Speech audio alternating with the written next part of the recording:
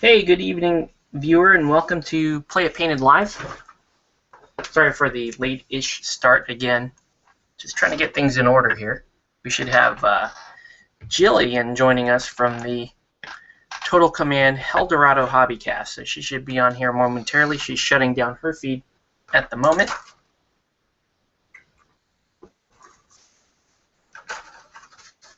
And we'll get started when she gets here. I'm in the process of just setting up my desk here for tonight's painting. We'll get into that momentarily. Okay, so a bit of water here. All right. So I do have YouTube comments open. Hi. We got Google Plus. Hello. So we got Google Plus open. Hold on, I need to open up Q&A here. Google Plus, there we go. And I'm also paying attention to Facebook if people have comments or questions they want to add on Facebook. So, what's up, Jillian? Not much. Do we call you Jillian or Jill? Jill, please. Jill, okay. Because Jillian sounds weird. Jillian just reminds me of what's her name? Scully. Jillian Anderson. Yeah. Yeah. That's what I think of. Look at how far I've gotten since you saw last. Okay. So cool. Not far at all. Still working on. Who is that? Is that? It's Tarek. Okay. Yeah, that's Tarek. Power Glove guy. Power Glove guy. All right. So the way I built him, he looks like he's like falling forwards. Like if you look, he's like leaning way too far forwards, and it makes me really sad. Maybe it looks a little more intimidating, like he's about to roll up on you. Roll up. I don't know. We just played a game with him, and we've decided he's kind of like the come at me bro guy. So. That's cool. Yeah. I've never played him or faced him, but that's one of the models that I would want for my Saracen's force. He is redonkulous. Redonkulous. I feel like I never want him to leave. If I ever lose this mini, I will be a very sad girl. So you played a game today? Is that what I'm hearing? Or? No, I really did not play a game today. No, we recorded today. Oh, okay. You recall using him today? Yes. Okay. Yes. Cool. We did our first regular format show today. Mm-hmm. And it was me playing Saracens against Grayson's Lost. Okay. So yeah, that was a lot of fun. So we don't want to spoil the outcome here on this. That's all I'm going to say. People are going to have to tune into the next episode of Total Command to hear how that turns out. Cool. Okay. Well, for all you viewers just joining us, welcome to Play It Painted Live. If you want, post a comment in either YouTube or G+. Let us know what you're painting or what you should be painting. I'm going to show off what I'm painting right now. So I'm painting this Void Knight thing for Relic Knights. It's a giant skeletal thing. Did the blocking and airbrushing yesterday. He's and pretty. The little cipher here. Oh my goodness, that is the cutest little thing I've ever seen. The little Angel of Death thing, and then here's the pilot Harbonath. So probably be spending most of the time on the pilot tonight. But yeah, so I'm going to do a little experiment here because I've never done this before. So I've got this model and he's blocked out. He's supposed to look kind of monochromatic. That's what I'm going for.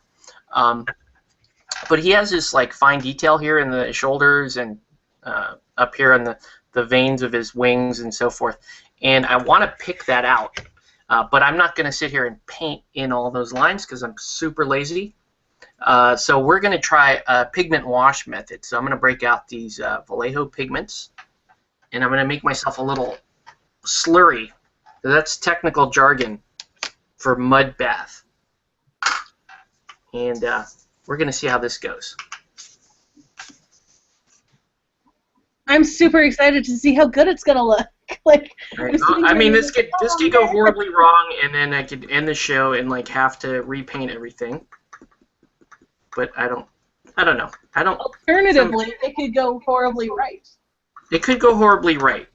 So I'm using this like cap here to put in the dry pigment. I'm not sure how much I need actually, but I think it should be enough. Okay, so there's that. And I'm going to mix this up in some water. So I'm going to add a little bit of water to it. Get a nice little slurry going here. Okay. And then I'm going to need two tools here. I need a tool to do the lining, which is going to be just a regular brush.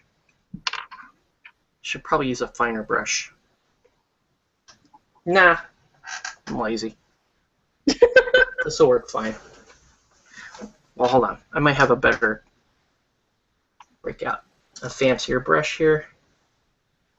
That's not a better brush. But this. Stirring brush. This is a good brush. That's a good brush. Okay, so a really fine brush there.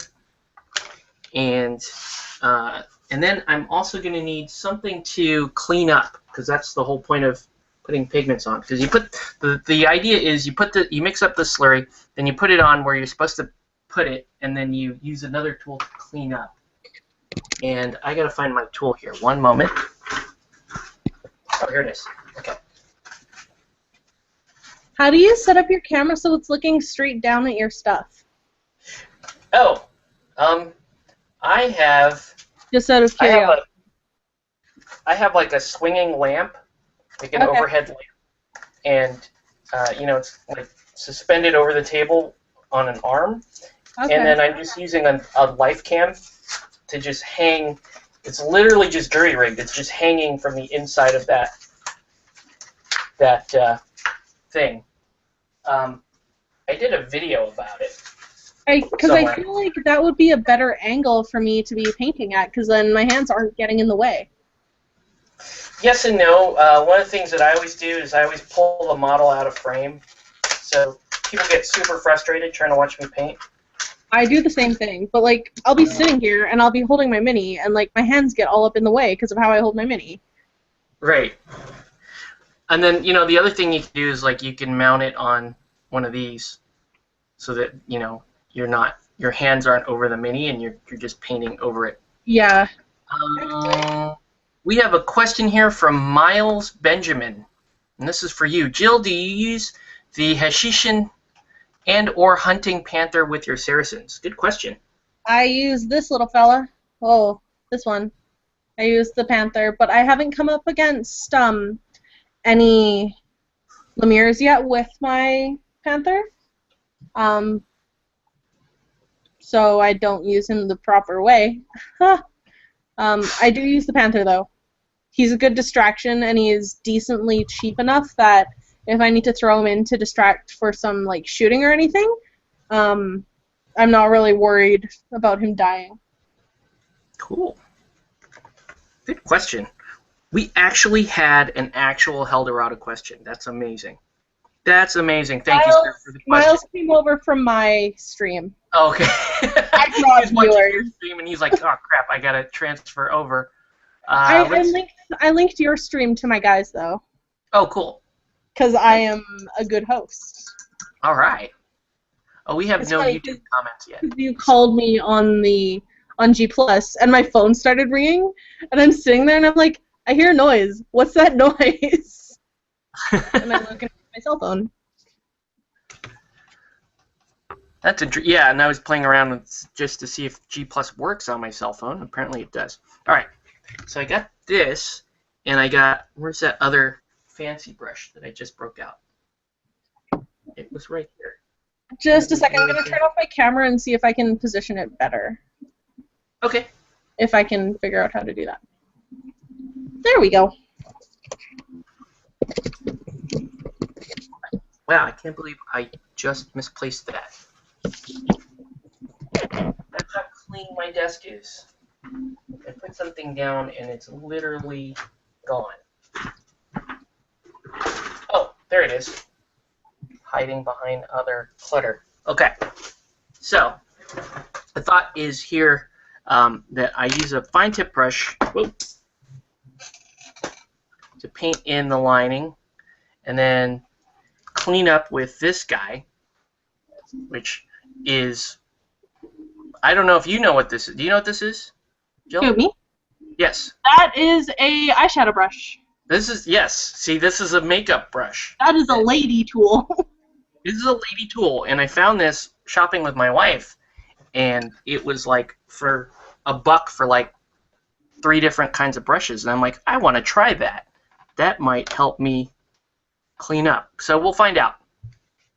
So this could either work or it could go horribly, horribly wrong. I've tried those before. Just be careful not to like shove it directly into the pigment or anything. Like just kind of put it near the pigment so it just absorbs from the edges. It's not absorbing all the stuff that you just put on.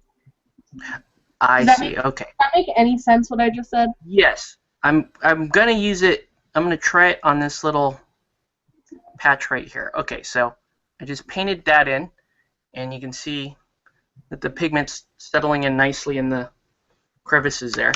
Then I'm gonna follow up with this and just kind of lightly overbrush to clean up. I feel like I got fingerprints all over my camera.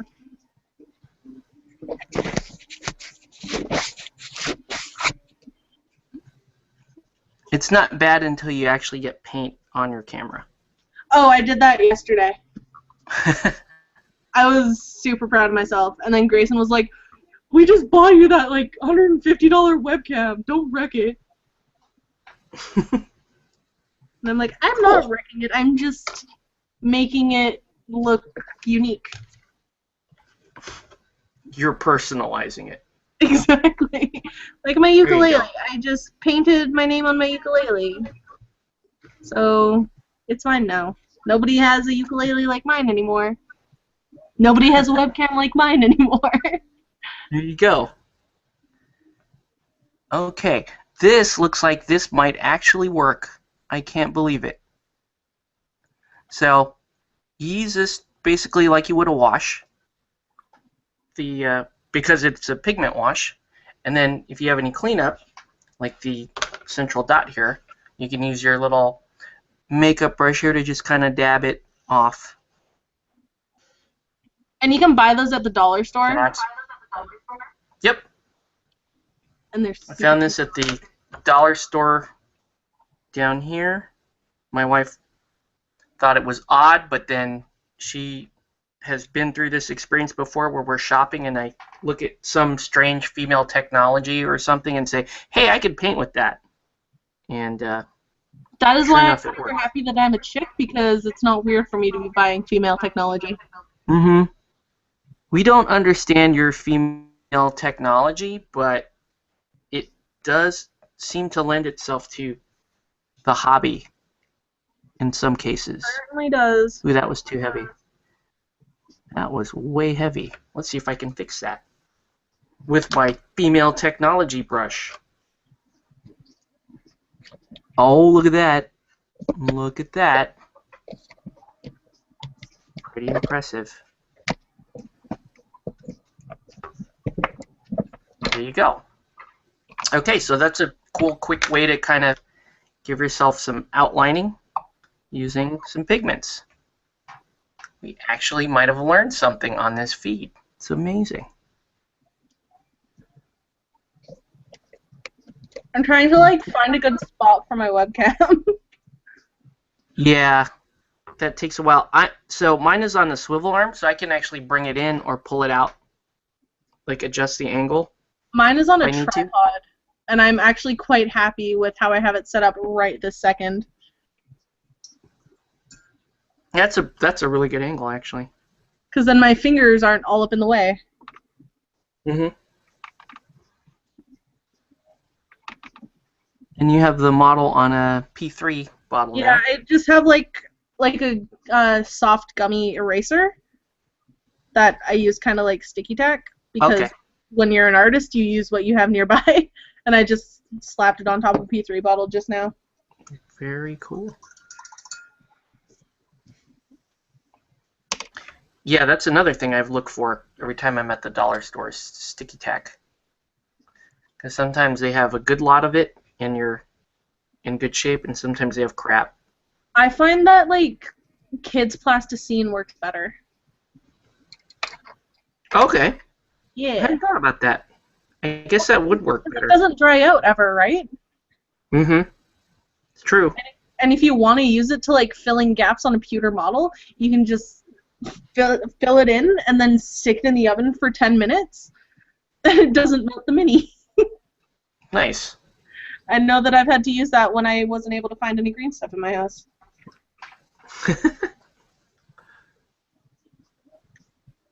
That's creative. Well, you use what you got, right? Yeah. So you mentioned you're an artist. What kind of art do you do? I doodle. You doodle. Okay. People That's people cool. tend to think that it's much nicer than doodling. I tend to think it's doodling. I paint, I draw, I have just started getting into blogging and writing.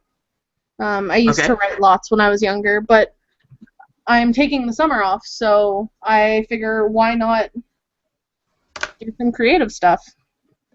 That's cool. Yeah. My brother does sketch art. So Okay.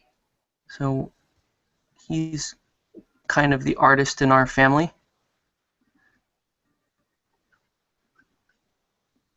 All right. Yeah, I like this. This Yeah, is good. you're liking the female technology? The female technology, it totally works. Why do you think we use it? Because a lot of times I'll be painting something and I'll go, you know what I need? I don't really need an actual brush with bristles, and I don't need a big regular foam brush. I just need one tiny little stick of foam like that. Yeah, like to just a little corner of foam. Yeah, just to affect these tiny little areas that you have on the mini here. And this thing is working out quite well.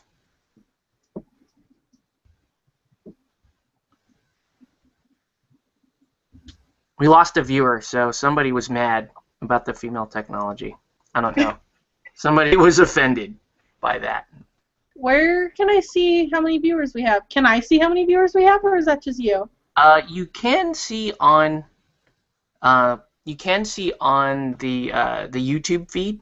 So if you if you open up YouTube and find the feed, it'll say how many people are watching right now. I don't know if that number is the same though. I've never verified if it's the same number. Oh, but right now it looks like we're hovering between 3 and 5 That's viewers. exciting.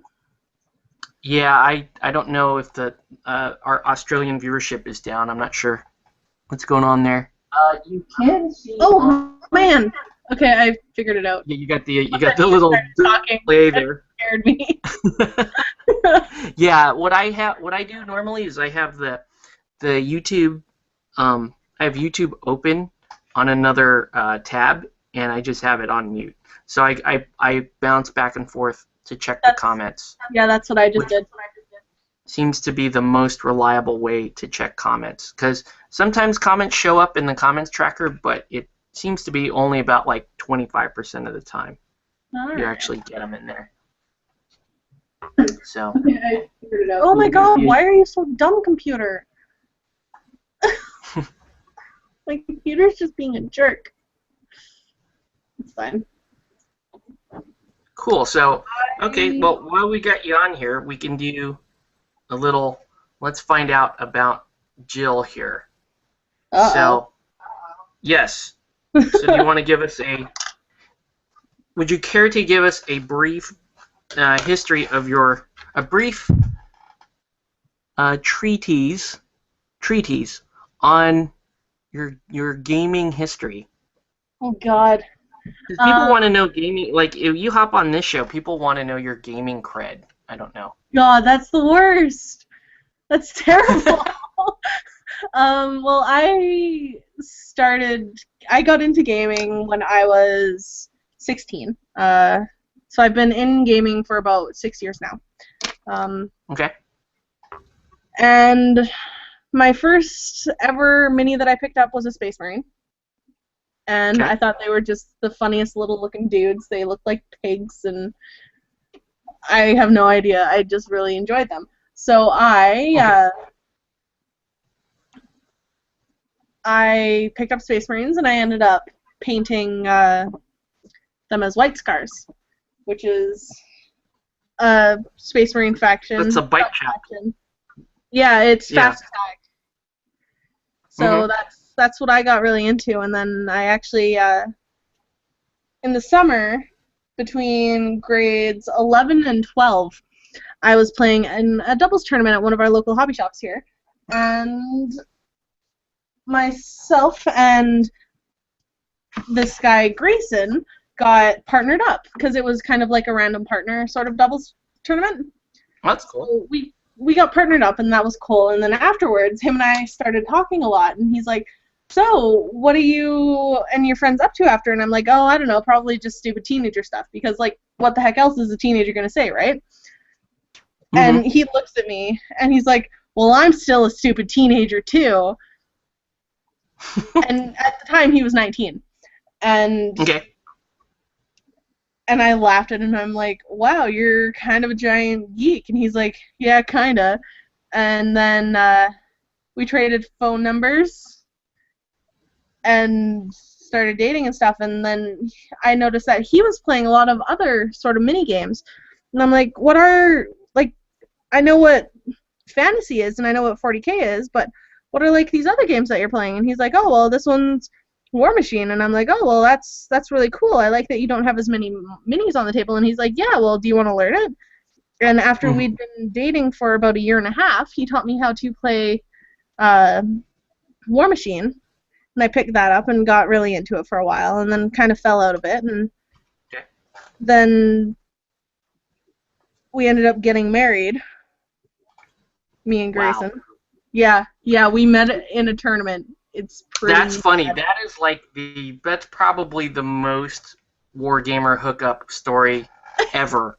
Isn't it terrible? I think that's mythological, because a lot of a lot of the single Wargamer guys think that that's gonna happen someday.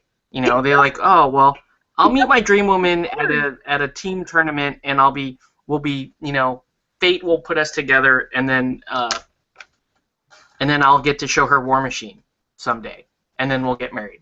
So that's literally the story that she said. It's so terrible. Which is awesome. No. Really shitty fairy tale. So then, I mean, honestly, this has been my experience as a married guy gaming. It's like, if you're a married guy gaming or whatever, or particularly if you're a female gamer, all the guys ask, like, oh, okay, how do I get a female gamer? That seems to be like a very common like a lot thing of that gamers want to know from you. Hey, do you have any girlfriends that play games? And I'm like, I don't have any girlfriends. Like, you guys are my only friends. Actually, I go to the pub with you guys and I play games with you guys. What makes you think I have any other friends? So it's the double life that you lead, that we all obviously. Yeah. You're clearly holding out on the single wargamer guys out there. I am obviously bogarting all the single female wargamers. Yes. I've probably had 6 of our gamer guys ask me that. Wow. A lot of them are the younger guys that started when I playing, so younger than Grayson and his group, but they just kind of followed me to the new group when I ended up falling in with them because of Grayson.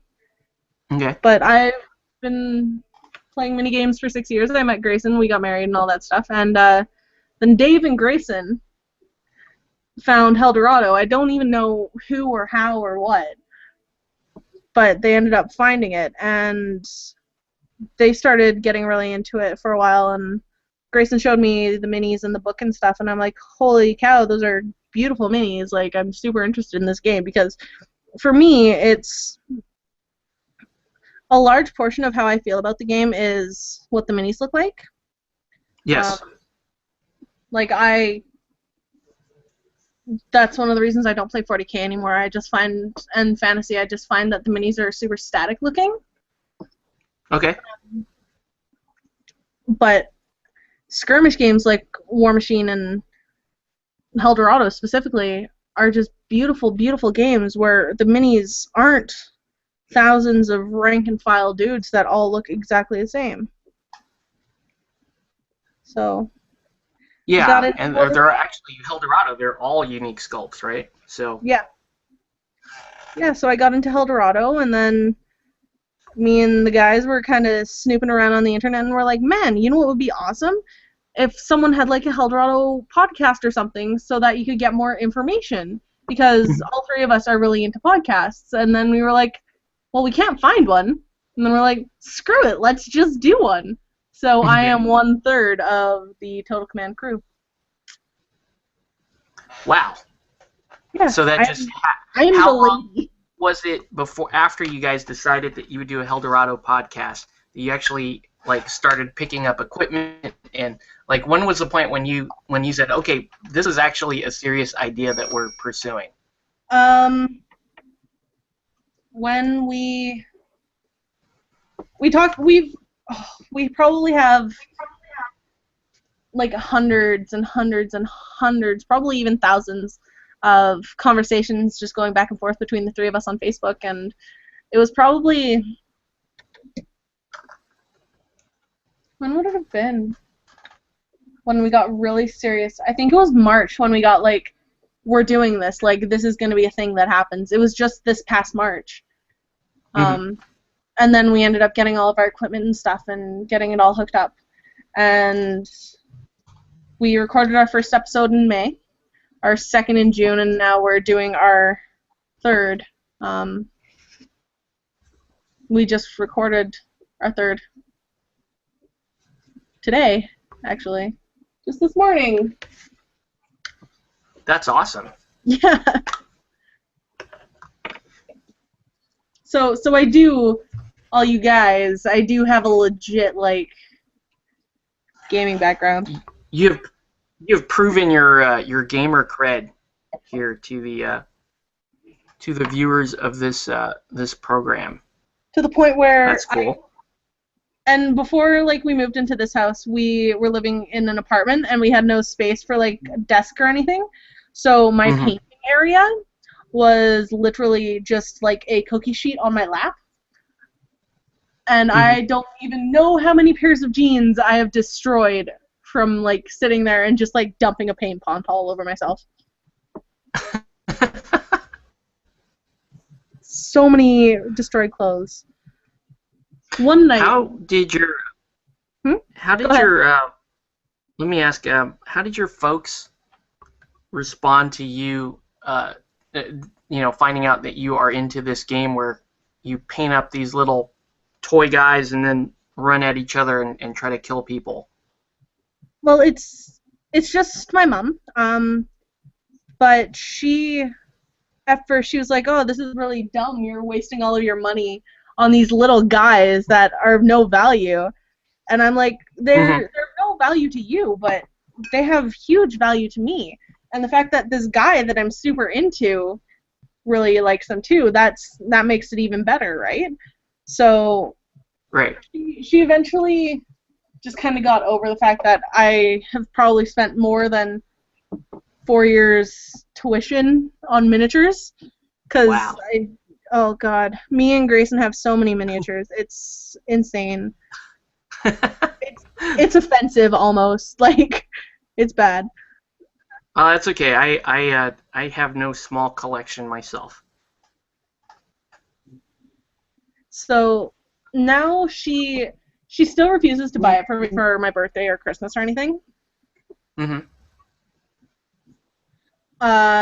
but she doesn't disapprove of it anymore. Especially because, like I said, I've been into it for 6 years.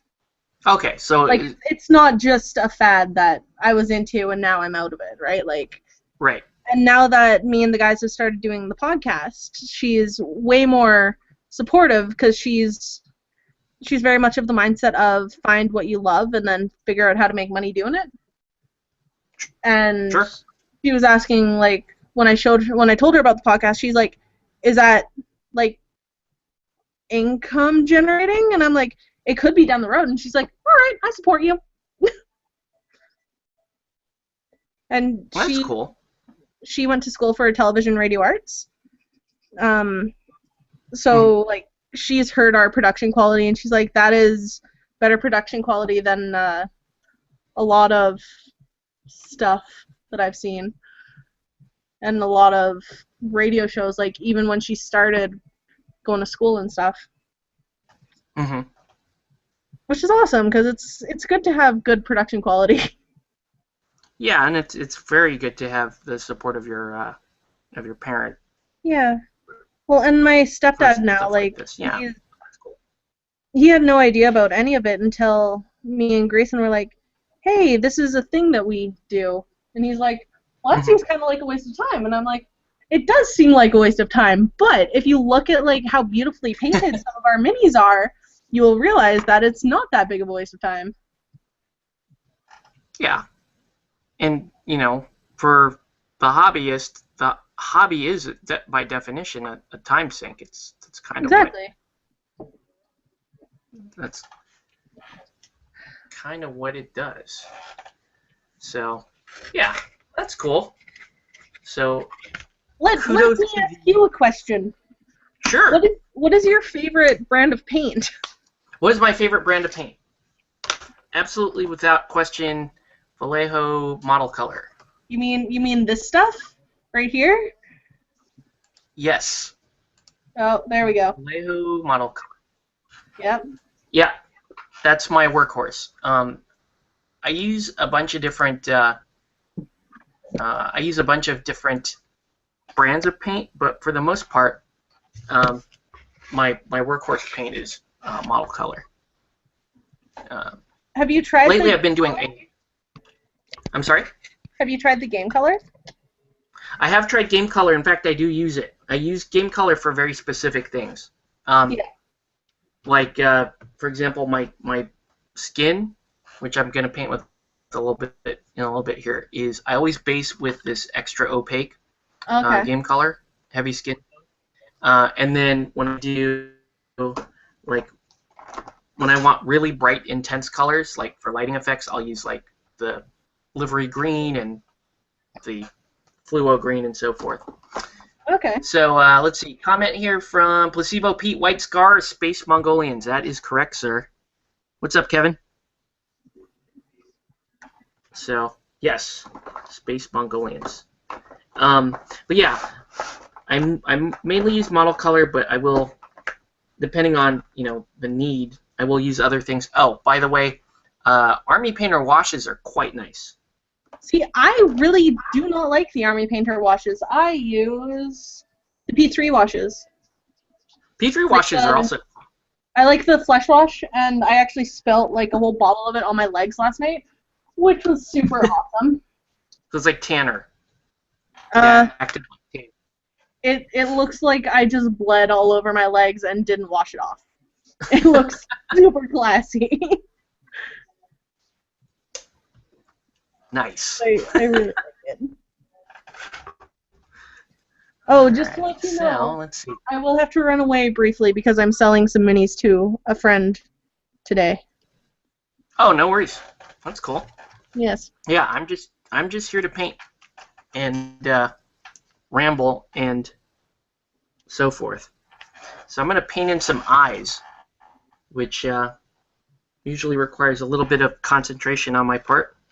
So I may stammer incoherently here if I'm trying to talk while I'm painting eyes. I did want to say thank you on behalf of all of us at Total Command for not killing Dave. while Oh, he was down in was he California. scared?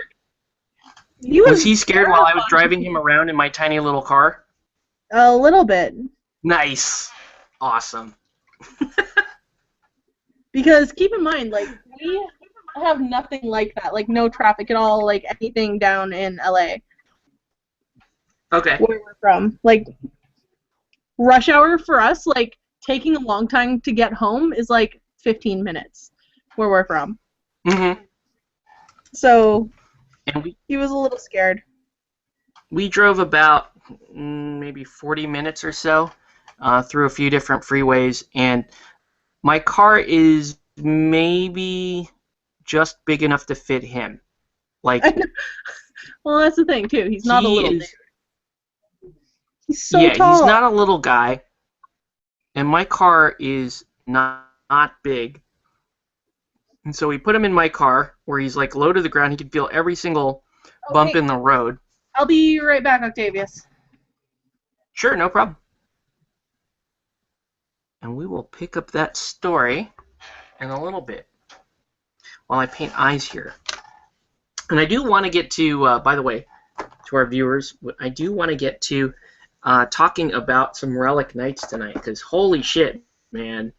Been playing many, well, not many, but my games of late have been focused in on Relic Knights, as well as my painting, and the whole July challenge really for me has been, what have I done for Relic Knights today?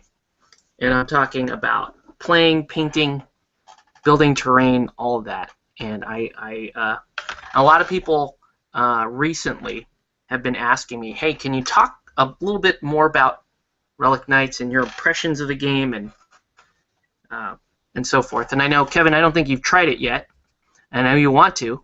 So this weekend, I'm hoping to have my Sunday available, which would be a recent record for me, because haven't been available for Sundays very much at all recently. And it looks like last Sunday I stole away for a few hours to play some Relic Knights with Mark, and looks like this Sunday I may be able to do more.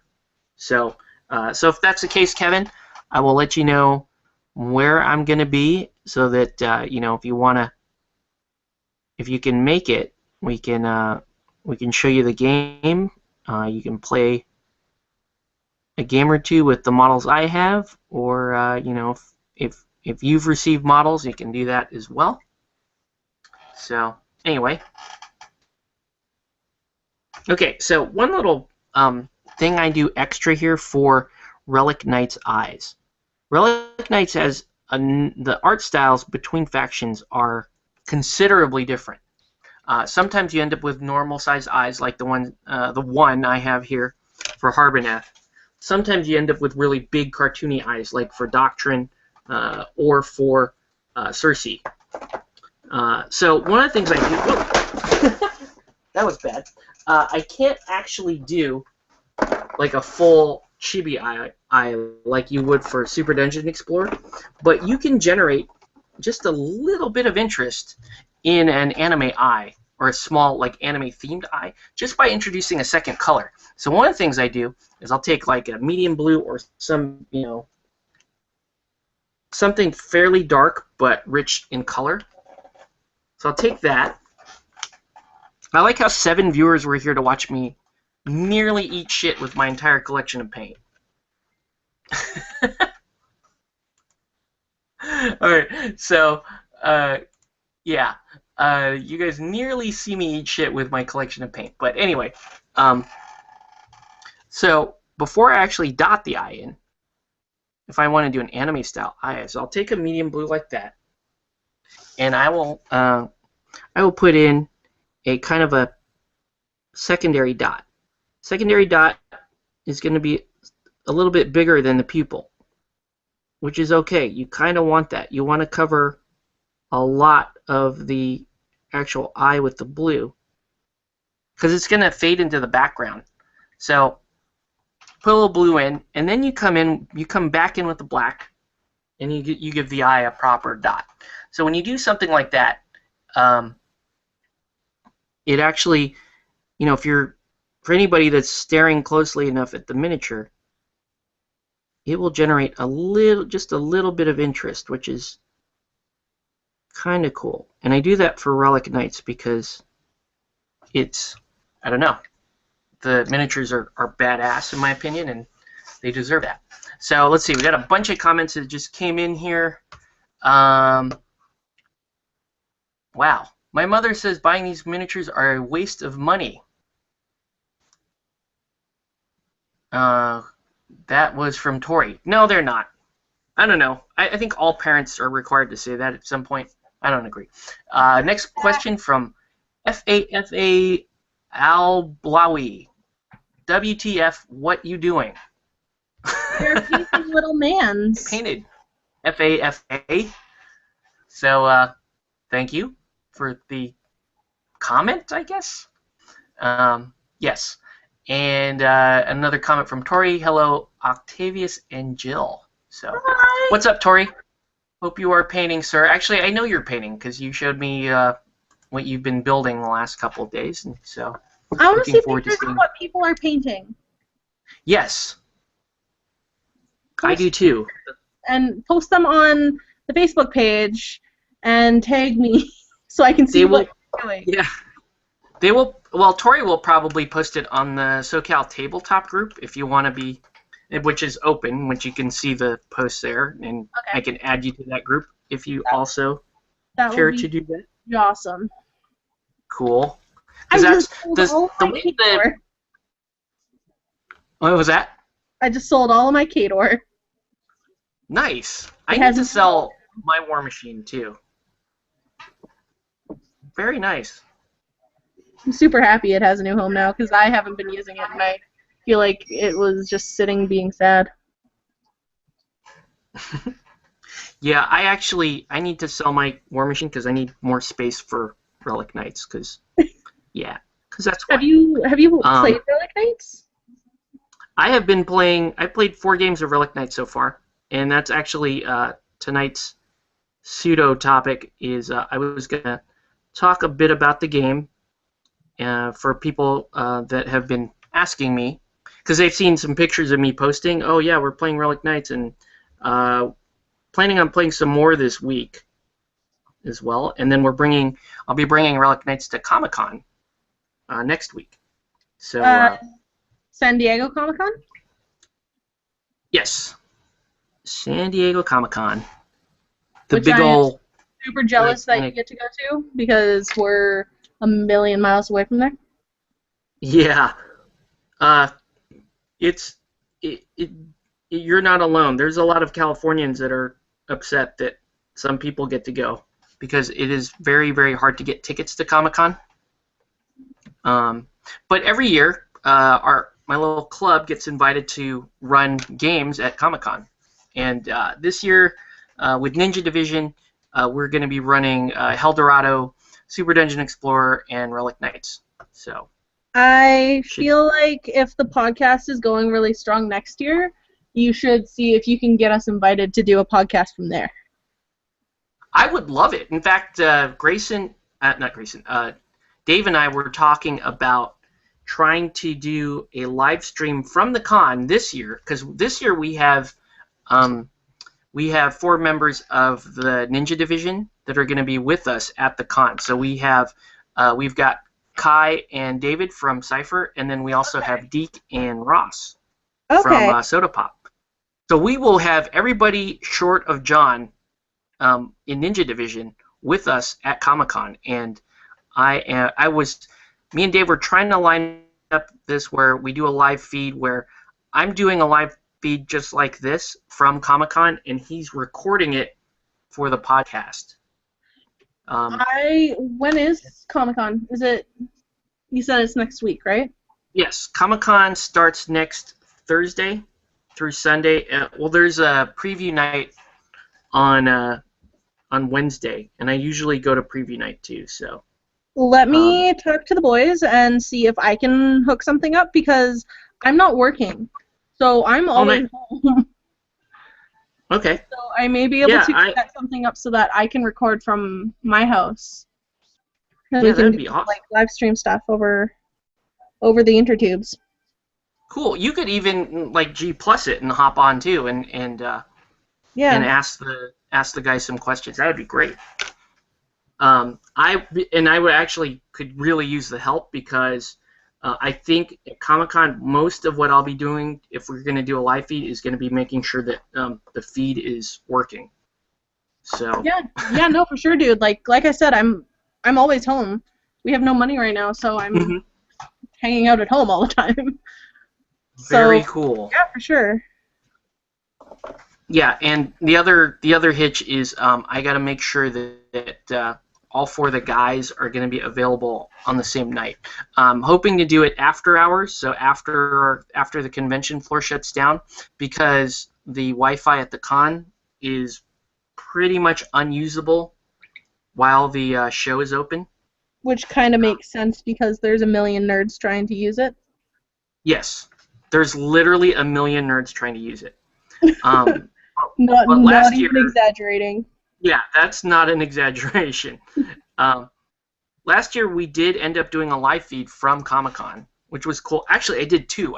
I did a live Q&A from Comic-Con, and then I did actually some live play where we were just playing I think Zombicide live from Comic-Con. That was quite fun. Yeah, I'll talk to the guys and see if they want to get involved in something like that. I'm totally down for it.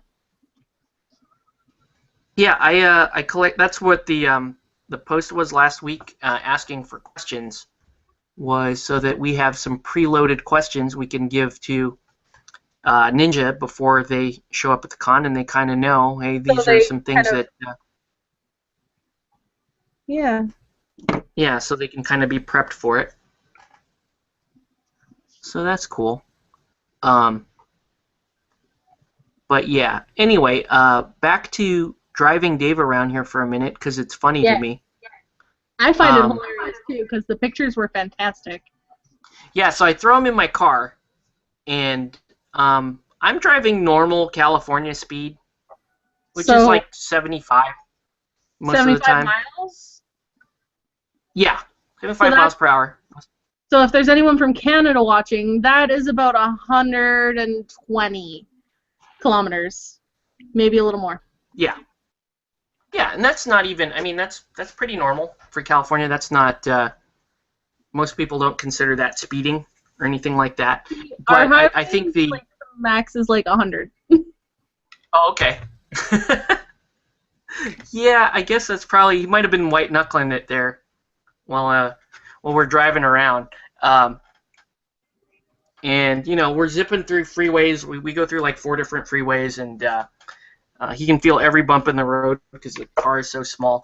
And I'm also texting while I'm doing that. I'm not proud of that, by the way. Not bragging, but don't do that. But I was like, oh, I need to find out if somebody's going to be here and so on. So there were some texts going on. I also did take a selfie while we were driving. Yes, you did. It was fantastic. Thank you for that because... But in my defense... It's fantastic. Oh, I'm sorry. Yeah, I was actually... I have this little, a mini glove box in my car where you can just kind of prop your phone up on and do the, whole selfie thing. In fact, I sometimes shoot videos that way. So I'll shoot a video while I'm driving my car for YouTube. And it's not that bad. But, yeah, so I took Dave up to one of our local hobby shops, and Placebo Pete, who's watching the feed right now, he was there, and he was playing Dreadball that day. We were playing Eldorado, obviously, and I think and Kevin asked me, "Hey, I recognize that voice. So who's that?" And I'm like, "Yeah, that's Dave from the Total Command Hobby Cast." That was kind of cool.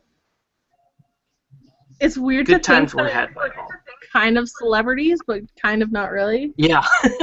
It's like super strange for me because it's like we just discovered that our highest downloads to date are in like Europe. Like the Europeans love us apparently, which is terrifying. Yeah, and the Europeans have a gigantic Eldorado community, so that makes sense. Yeah, that's cool. Yeah, I mean, seriously, I'm super happy. I was super stoked about the podcast because I try to listen to podcasts and watch YouTube channels and all that, but most of it, the vast majority of it is 40K, and it's like, well, I know 40K. I've played 40K for almost 20 years. I don't need to know any more about the space armor guys and their gene seed, and I don't need to know that. I want to watch other stuff. I want to listen to other types of podcasts. So thank you, the fact that you guys are for linking me that thingy. Oh, cool. So yeah, but yeah, we had a little adventure here in Southern California. I wanted to. I was trying to get Dave to meet me for another night at my actual LGS, the one that's closest to me. Take him out for a burger and then play. Because I actually didn't get to play Dave, which was cool. We figured Dave can play my buddy Phil, and that's what he ended up doing. So that was cool. But I wanted to get in a game with Dave myself. I think we're gonna have to wait till he decides to take another vacation out here. So.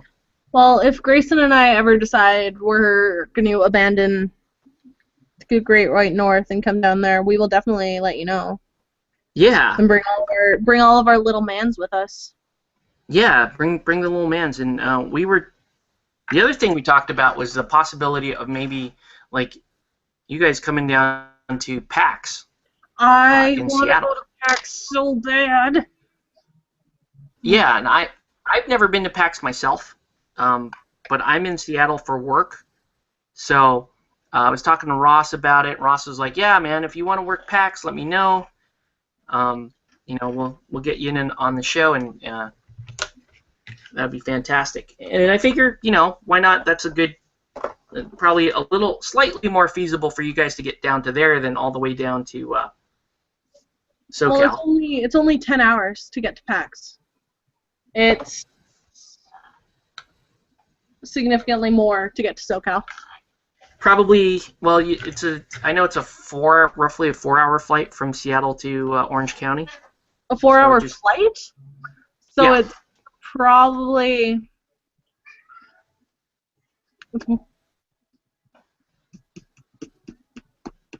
It'll be about 18 to 24 hours driving. Wow. Isn't it terrifying that I can do that math in my head, just knowing that it only takes an hour to get from here to Vancouver, which is an 8-hour drive? Wow. So you guys would drive down if you're gonna come down. If we were gonna come to PAX, if it would only take us about an hour and a half to fly from Prince George to Seattle for PAX. Mm-hmm. But it would be significantly more expensive. It would be less expensive for us to just drive, especially if it's the 3 of us going. Oh, yeah, that makes sense. Yeah, because I was going to say, I mean, gas isn't cheap, but if it's 3 people in the car, then it's definitely more economical. I don't think I could handle being in a car with Dave and Grayson for that long. I mean, I love the boys, but... You guys could record an episode while you're driving. That would be such a gong show. Oh my goodness. Yeah. Just upload that. It's like the hidden episode. The road show. The road rage episode. That would be fun. Because I get really anxious. There's a part of the drive between Prince George and Vancouver that makes me like super anxious. So I have to take anxiety pills before we do that stretch of road. So I would just be like out cold. Wow. It would not be fun. Do you mind me asking what is it about that stretch of road that is intimidating? It's called the Fraser Canyon, and it's about 100 kilometers worth of pretty tight hairpin turns on a 2-lane highway, so not a freeway. on which there happens to be large trucks as well. Okay. And when I say canyon, I mean if you accidentally hit the barrier on the outside of the road, you will end up 100 feet down below in a ditch, probably dead. In a fiery death. I get it. Okay. No, not fiery, because you would land in a river and freeze to death. Oh. Oh yeah, Okay, so no, it's pretty bad. And when I was younger, I was in a car crash along there just before just before the Fraser Canyon. So I just have residual anxiety from that. Wow. And I feel like that is completely reasonable. Yeah, I think that's totally reasonable. Yes. My wife has a phobia of sharks, because when she was 3 years old, her aunt took her to Universal Studios. Yep. And they have the big Jaws thing, and she was sitting in the part of the tram closest to Jaws. Oh no. So a little 3-year-old girl about to get attacked by a mechanical great white shark. So my wife is both fascinated and terrified by sharks. I also feel like that is a very valid fear. Yes. Now I on the other hand have a very a lot of people think it's an unreasonable fear. I think it's completely reasonable. Of course you do. You're the one with the fear. So, yes, exactly. So yeah, the first night that, my wife and I were dating, the first night that she stayed over at my house, she woke up in the morning, and she noticed that I had a little sword next to my bed.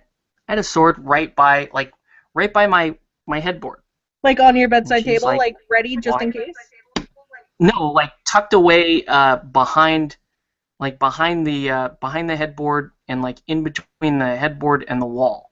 All right. I had a little sword back there, and she's like, do you know you have a sword back here behind the headboard? And I'm like, yeah, I got a sword back there. And she's like, well, why do you have a sword back there? And I'm like, when the zombies come, I need to wake up with a weapon. I got to start, I got to have my starting weapon before I find the better weapons. So that is my phobia is the zombie invasion. I will be ready for it. I personally feel like that is totally reasonable. Yep. Good. I'm glad that I'm not alone here. Because on my bedside table, like not even like hidden from view, but like sitting on my bedside table, unsheathed all the time, I have a big hunting knife that is large enough to kill a bear. Because I am terrified of marauders, and like just last week I was talking about it on my stream. I had someone try to come in through our back door while it was just me and my dog at home. Oh wow! So we live in one of the most. Our town is known for having some of the most violent crime in Canada. So. Yeah, that's what Dave was telling me, that there's like a gang-related crime that happens there. Yeah, lots of gang-related crime. And just up the street from us, actually last summer, a guy was shot. Wow. Like, when I say just up the street, I mean like 3 houses down. Wow. Yeah. Yeah, that's pretty insane. So I totally understand that having a weapon nearby.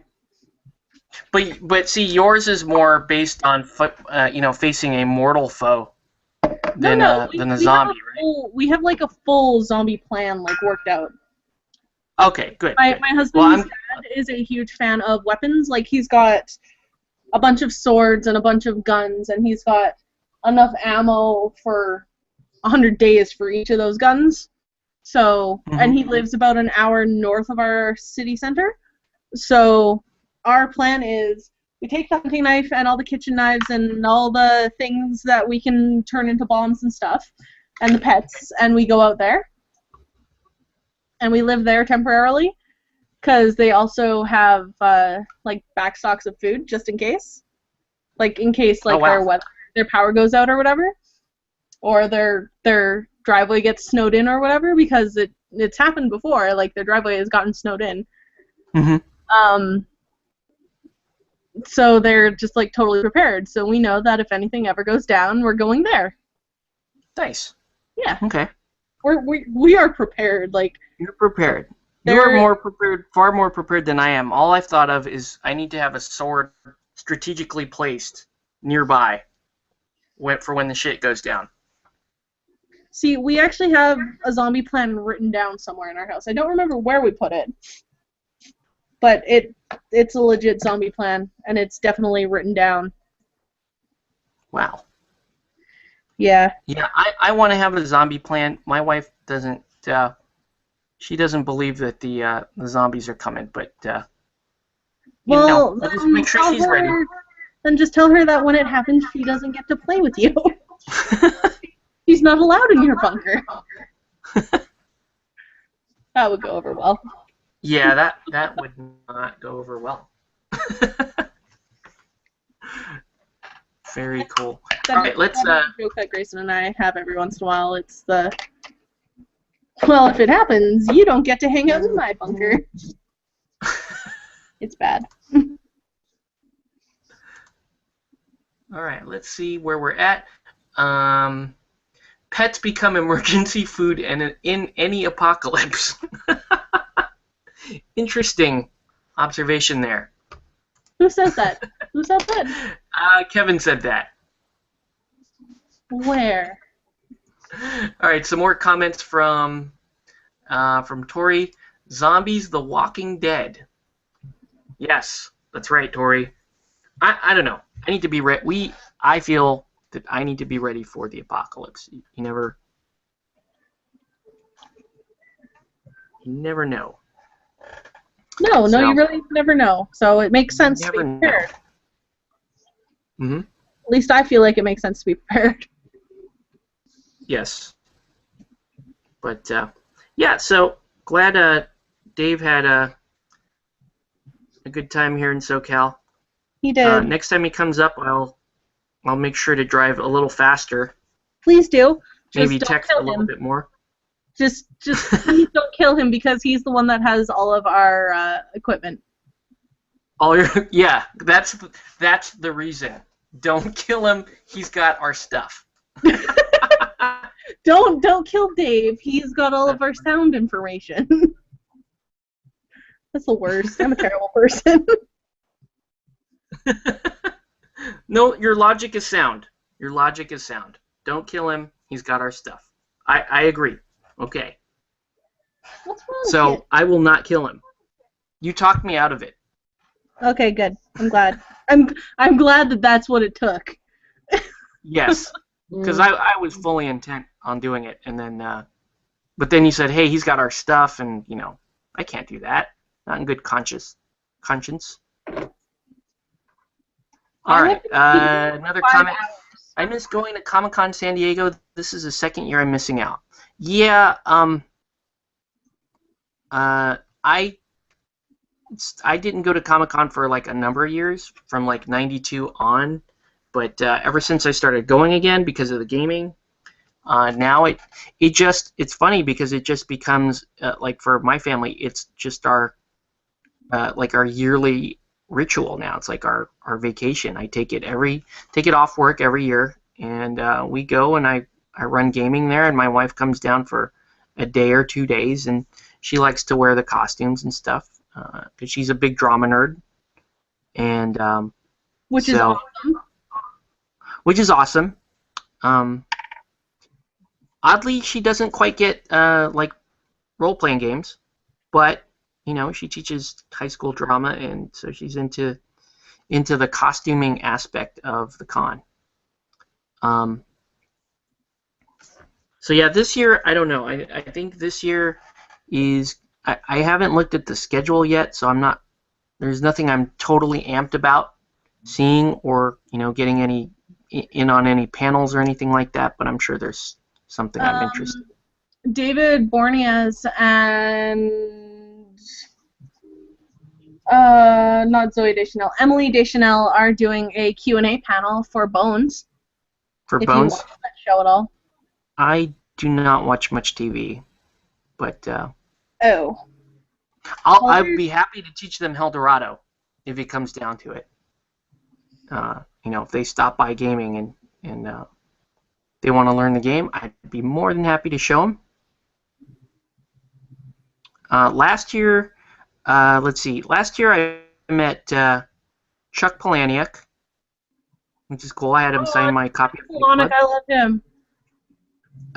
And what's that guy's name? I want to say it's Jeremy Brown, the guy who did Vader and Son. Yep. The Vader and Son comic. So I have a bunch of autographed Vader and Son stuff, and it was perfect for me because, that was before my son was born, and we wanted to have Vader and Son stuff for him. So we met him. And then the highlight for me was meeting Bruce Leroy. So Timac from Barry Gordy's The Last Dragon was there. Yeah. And met him there, and actually hung out with him for a while. Hung out with him, because I wanted to make sure that he and I were BFFs when that con ended. It was very important to me. So I'm kind of down with Bruce Leroy, and I'm super, super excited about that. That is awesome. I wonder if he's coming back this year. I would pee my pants if I could meet Stan Lee, because I am a huge comic book nerd. I've got thousands of dollars worth of comic books. It's pretty pathetic, but I kind of love them. So yeah, I have an old Spider-Man collection. It's not a lot of comics, but it's valuable stuff. So it does actually. Yeah, I've got. I guess I could say I also have. And a lot of value. Wow. Yeah, I met Stan Lee at Comic-Con back in 1992. 91, I think, was when the first year that we went, my brother and I. That was the year before I was born. It was wow. Yeah, it was a very, very small con at that point, very different. You could get in for, you could get a vendor's pass, 4-day pass for $40. And that's what we did. And that year, Image Comics were huge, like Todd McFarlane and Jim Lee and love McFarlane. All those guys were big. Yeah, those guys were big year. Marvel was basically dead at that point, and I actually got to spend a little bit of time with Stan Lee, who was talking about, hey, we're trying to make a Spider-Man movie. This was before they actually went into production on the first Spider-Man movies with what's his name, Tobey Maguire and all that. Yeah. So that was cool. Got to meet Stan Lee. Got to meet who's that Spider-Man author? Totally forgetting the names right now. Never mind. But yeah, got to meet John Romita Sr. and Jr., which was awesome. And I got them to. They worked on one Spider-Man comic together. Yes, they did. A single Spider-Man comic. The first. Do you have the comic? No, I don't. I'm a DC girl. Okay. I like Marvel, but don't get me wrong. I enjoy Marvel, but DC is where my heart is. Okay. So yeah, they had one Spider-Man that they worked on together, and I got both of their autographs on that one. That was pretty awesome. So yeah, Comic-Con, got to get this stuff ready for it. Doing like terrain, that kind of things. I would love to meet Kevin Smith and Jason Mewes, and Walt Flanagan and Brian Johnson and just all of those guys. Yeah, and I don't know if Kevin Smith is kind of a regular at Comic-Con, but I don't know if he would be planning on going this year or not. I know that he was at London Comic-Con just last week. Okay. That must be nice when you're that successful. You can just go bounce from one Comic-Con to another one.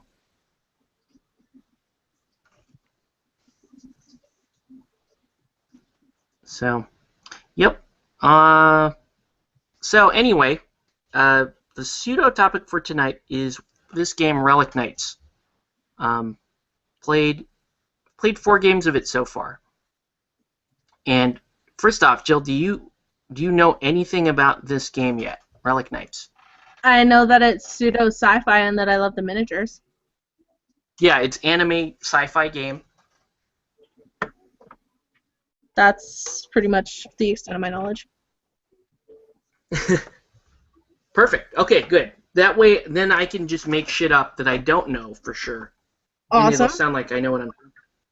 Which is like broadcasting 101, right? And then I can't be like, well, you're not telling the truth because I have no idea.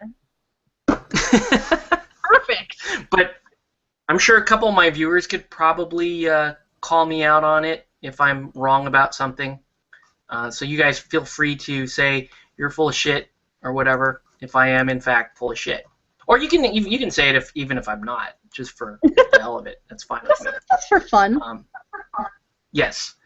So anyway, Relic Knights is this is put out by Soda Pop Miniatures. It's obviously being promoted by Ninja, and the setting of the game is it's the future of the galaxy, where there's this calamity occurring. All the galaxies have collapsed except for this one final galaxy, and so all of the 6 major powers that control the galaxy are sort of vying for power in what is to become the future of said galaxy. So you have these 6 major factions that are based on these superpowers, like law creation, essence, chaos, entropy, and corruption. Hey, I got them all right. That's amazing. So anyway, what these superpowers do is they send these little ciphers into the last of the galaxies, and these ciphers are like these super powerful beings that seek out mortals with the incredible potential to wield basically what's called Esper, which is kind of like the Force, I guess.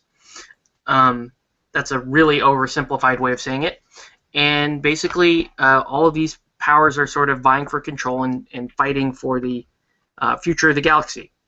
So that's my 30-second fumble into the setting. Now let's talk about what is different about this game. It's a 28 millimeter miniatures game, so that's nothing new.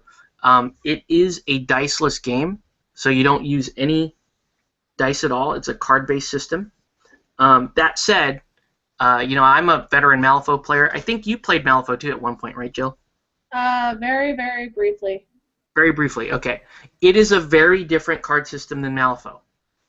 In Malifaux, it's about and I played 1.5, so in Malifaux 1.5, it was about card flips and basically gambling with the duel mechanic, the kind of back and forth, trying to hit a target number for your spells, and using suits to get your triggers. This game is not so much about the card flips as it is a resource management game. So you're really trying to, in this game, what you're really trying to do is you are trying to save up your power, save up your energy, and spend it at the right time on the right attack. So it is a card-based game. The cards don't have numeric values. They're all colors, really.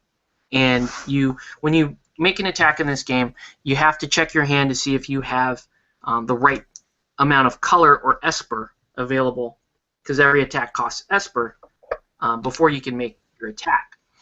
Then your opponent, then what happens is you pay for your attack. Now, your attack is 100% successful. Either you have the cards to pay for it or you don't make the attack at all. Once that occurs, then you're going to draw, you and your opponent are going to draw cards according to your attack skill and the opponent's defense skill for that type of attack. That's where your stats come in. And then you're going to pay for what are called presses. So presses are kind of like triggers in that they're additional effects that you can stack onto your attack. Like you can do additional damage, or you can cause different status effects, and so forth. Then your opponent will decide if they want to play a defensive ability, like to try to block the attack entirely, to try to give themselves more armor, to redirect the attack to another target. So that's the basics of the combat, or a very quick overview of the combat. And so it's a diceless system. Now here's the, to me, in my opinion, here are the really unusual aspects of the game. So you have, in Relic Knights, you don't have a deployment zone. There are no deployment zones in Relic Knights. Literally, when you're deploying models, it's just a matter of you can't, you go back and forth deploying your models, but you cannot place, models within, say, 9 inches of an enemy objective or model. So there's kind of a strategy in terms of how and where you deploy, and you can actually set up behind enemy lines. You can spread out across the board. You can form a strong point, and so on. So that's something that's different from a traditional skirmish game. The other thing that's really different about Relic Knights is there's also no turns, per se. Once the activations start going, they're just going to keep going.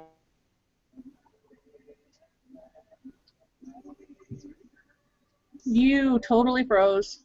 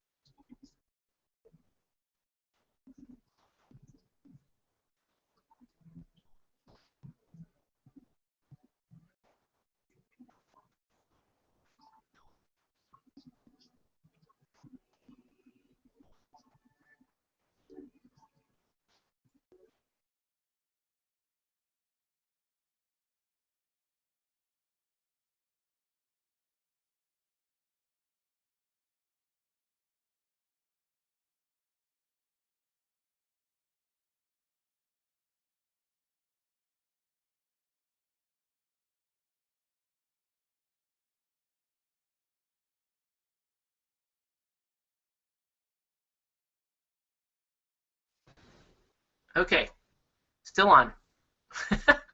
I don't know where we lost. I was rambling about Relic Knights here for a good the past 5 or 10 minutes. I don't know if I don't know what you guys actually saw. Interesting. Wow. So I went through a lot of information right now for Relic Knights. So okay. So that's kind of annoying, but okay.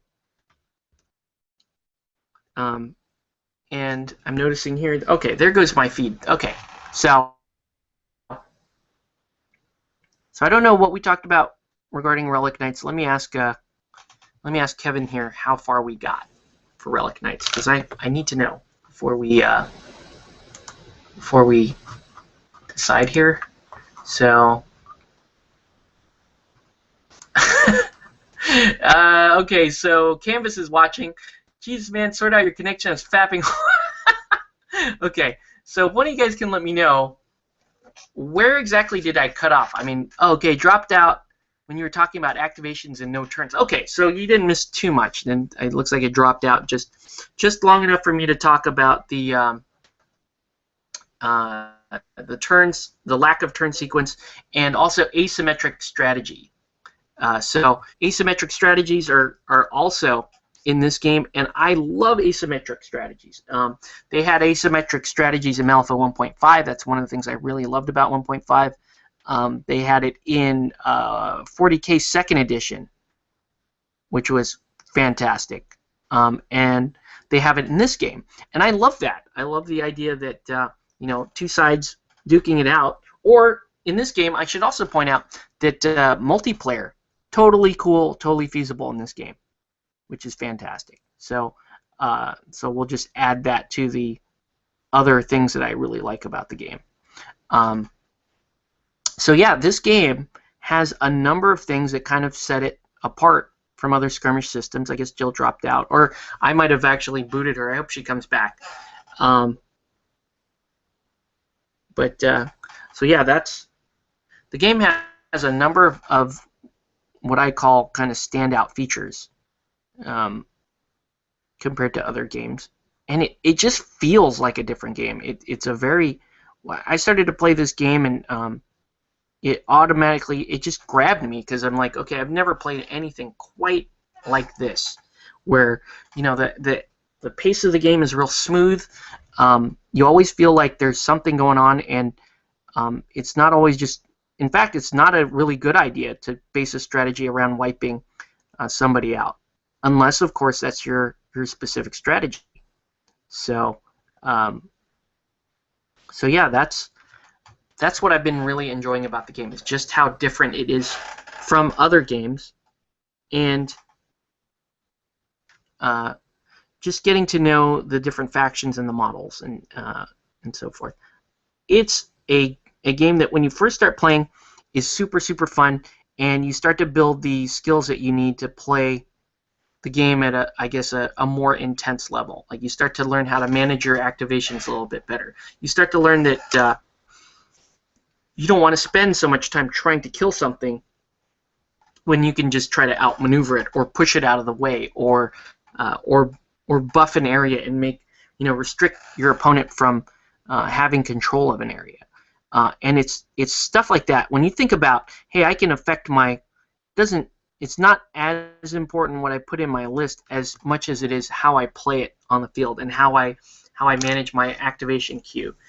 It's that kind of gaming that really appeals to me, more so than the list building aspect of, hey, I take this, and I take this because those are more efficient units, and I fuck your dude in the head. That's not, to me, it's okay, and there are good games for that, and you can play. There are a number of games that you can enjoy playing that way, but Relic Knights is it's a different beast altogether. It really kind of has me right now, in terms of it's got me, looking forward to playing more and more of it. So yeah, that's what I have to say. So far, we played 4 games, and we played 2 games actually 3 games with the Questing Knights, which are very fun. We played the Doctrine Questing Knight, which is basically a Little Red Riding Hood, against the No Empire Questing Knight, which is kind of a priestess. I actually have 3 different knights for No Empire. I have a priestess. I have kind of like the big giant troll version of Katniss, and then I have the big guy, the big relic knight, Kasaroto, which is like a giant beat stick. But yeah, all I got to say about this is, you guys know that I played a lot of different systems out there, and I'm always looking for things that are unique about games, and things that one of my favorite things is when they tie in the theme and the setting of the game to the game's mechanics, and this game does it very well. And so yeah, suffice it to say, I'm a fan. Can't wait to play more of the game. Now, some items that I may not particularly... Uh-oh. Hold on. Getting a video call from...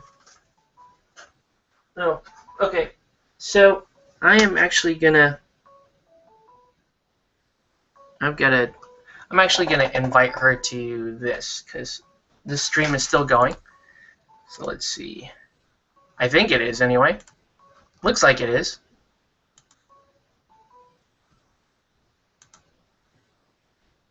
Are you still going? Yeah, we're totally still going. We have load comments here. No dice? Ah, what? Lol. Okay, that's from Jose. What's up, Jose? Tried watching on G+, but it was lagging worse than an old man's boner. Very nice. Okay. So thanks for keeping the show afloat, guys, while we're trying to patch up our connection here. Let me send this over to Jill so we can talk Relic Knights. Yeah, it really is. It's a different animal, and it is absolutely worth checking out. It means to the access to the models and so forth. Now, but let's also balance my comments here with a little bit of reality, because there are some shitty things going on, not so much with the game, but kind of around the game right now, which kind of suck. So, a couple things that are annoying about the game.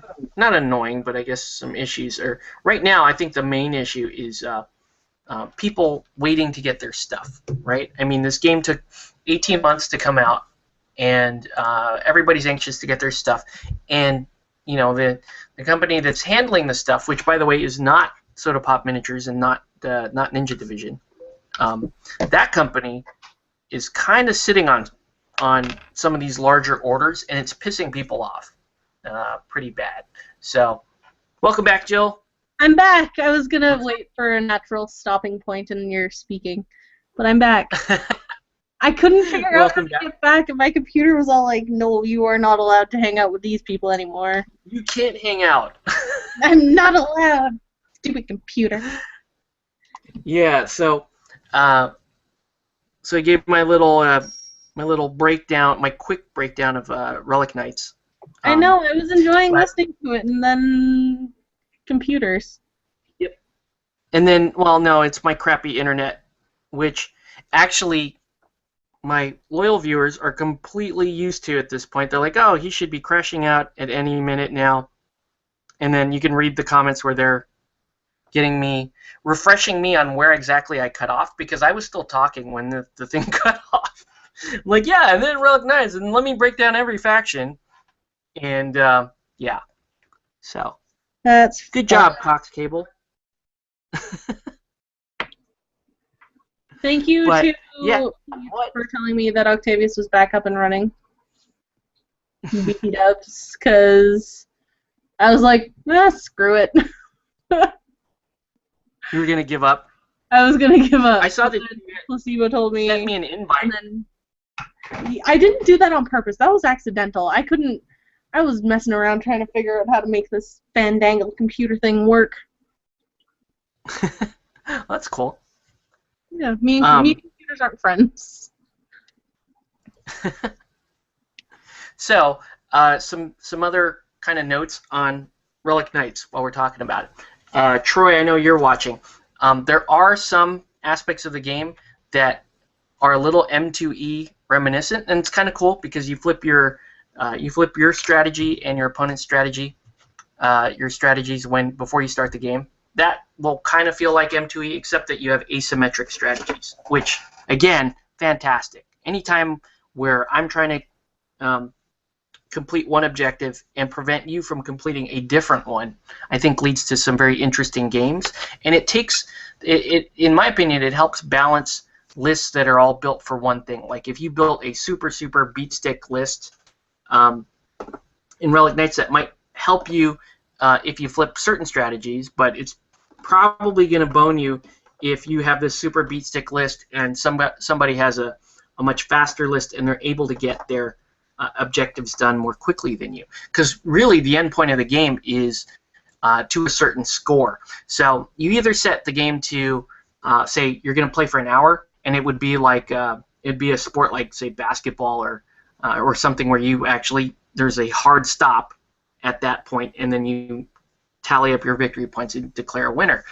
You can also play it by up to a certain score. So you can say, okay, we're going to play up to 10 victory points, and then at that point you have a hard stop. So building a singular-minded type list isn't a great idea in this game, given that a typical game you'll have 2 to 3 different strategies that you're trying to achieve, and you'll have another 2 to 3 different strategies that you're trying to prevent your opponent from achieving. It's really interesting in that, I mean, if you look at, here, let me show you guys a different model here that I've got to paint later. So this is Iron Chef, okay? He's basically a raccoon cook that fights with a frying pan and a couple of cleavers, right? So super cartoony model. There's like a heavy anime theme to it. So if you are offended by under boob, side boob, tasteful boob, boob on a mech, it's anime. There is no such thing as tasteful boob in anime.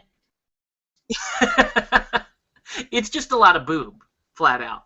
So this game originated from a lot of pinup models. So a lot of the Relic Knights are pinup models on these giant mecha. And if that's not your thing, if you're not into anime, you're not going to like this game. That said, I watched Gamers Lounge the other day, or I listened to Gamers Lounge the other day when Bill was talking about Relic Knights, and he hates the theme and aesthetic of this game, but he was reluctant to say that he really loves the mechanics of this game, because as anime, or say arguably childish some of this stuff looks, there's a hell of a lot of game packed into this skirmish system. It has a number of innovations that really are different in today's gaming environment. So yeah, I am really getting into this game. I was telling Dave the other day that I see this game and Helldorado as kind of being my go-to games. Play if I want a sci-fi type game, I'll play this game. If I want a fantasy setting, historical, almost pseudo-historical game, I'll play more Helldorado. I am super interested in getting into Relic Knights, but the only 2 people that will play Relic Knights with me here, maybe, are Dave and Grayson. Yeah, and I don't know how Dave feels about the whole anime thing. He didn't seem He's not terribly. Yeah, he didn't seem terribly into it when we were talking before. But yeah, I love the game. I think it's fantastic. Mechanically, I think he would like it, even if he doesn't like the aesthetic. Because, like I was saying, like me, he's kind of like he's got to at least enjoy the aesthetic in order to play it. Mm-hmm. So. Yeah. No, and I totally. I think I'd be able to convince Grayson to play with me, but then it'll just be me playing with Grayson all the time, and that's boring. Yeah. But yeah, so the theme and the setting are either a huge plus for you or a huge minus for you. A couple other things to watch out for. The cards, I think, need a little work. The card format. I'm not talking about the card mechanic. I'm talking about the character stat cards. They seem, with them being one-sided, you get 2 cards for every model, which seems really redundant, coming from all the other games. So to me, what I did was I stuck my cards back to back and then laminated them that way. But even then, even after I did that, they feel kind of Helldorado V1 card. Where you're flipping the card backwards and forwards, and there's not a lot of text on these cards either.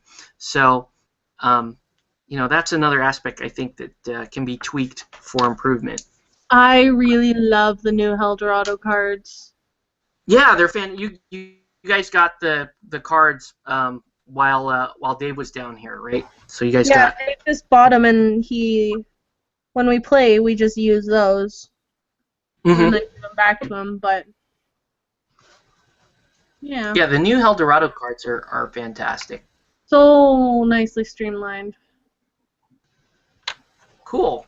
Yeah. So okay. We've got another guy hopping on that's going to work on. We got Richard, who's working on some cosplay stuff. So anyway, so yeah, the cards could use a little bit of work. And then there have been some complaints about the models, and I want to spend a minute about that too, because personally, I think that's a load of hype.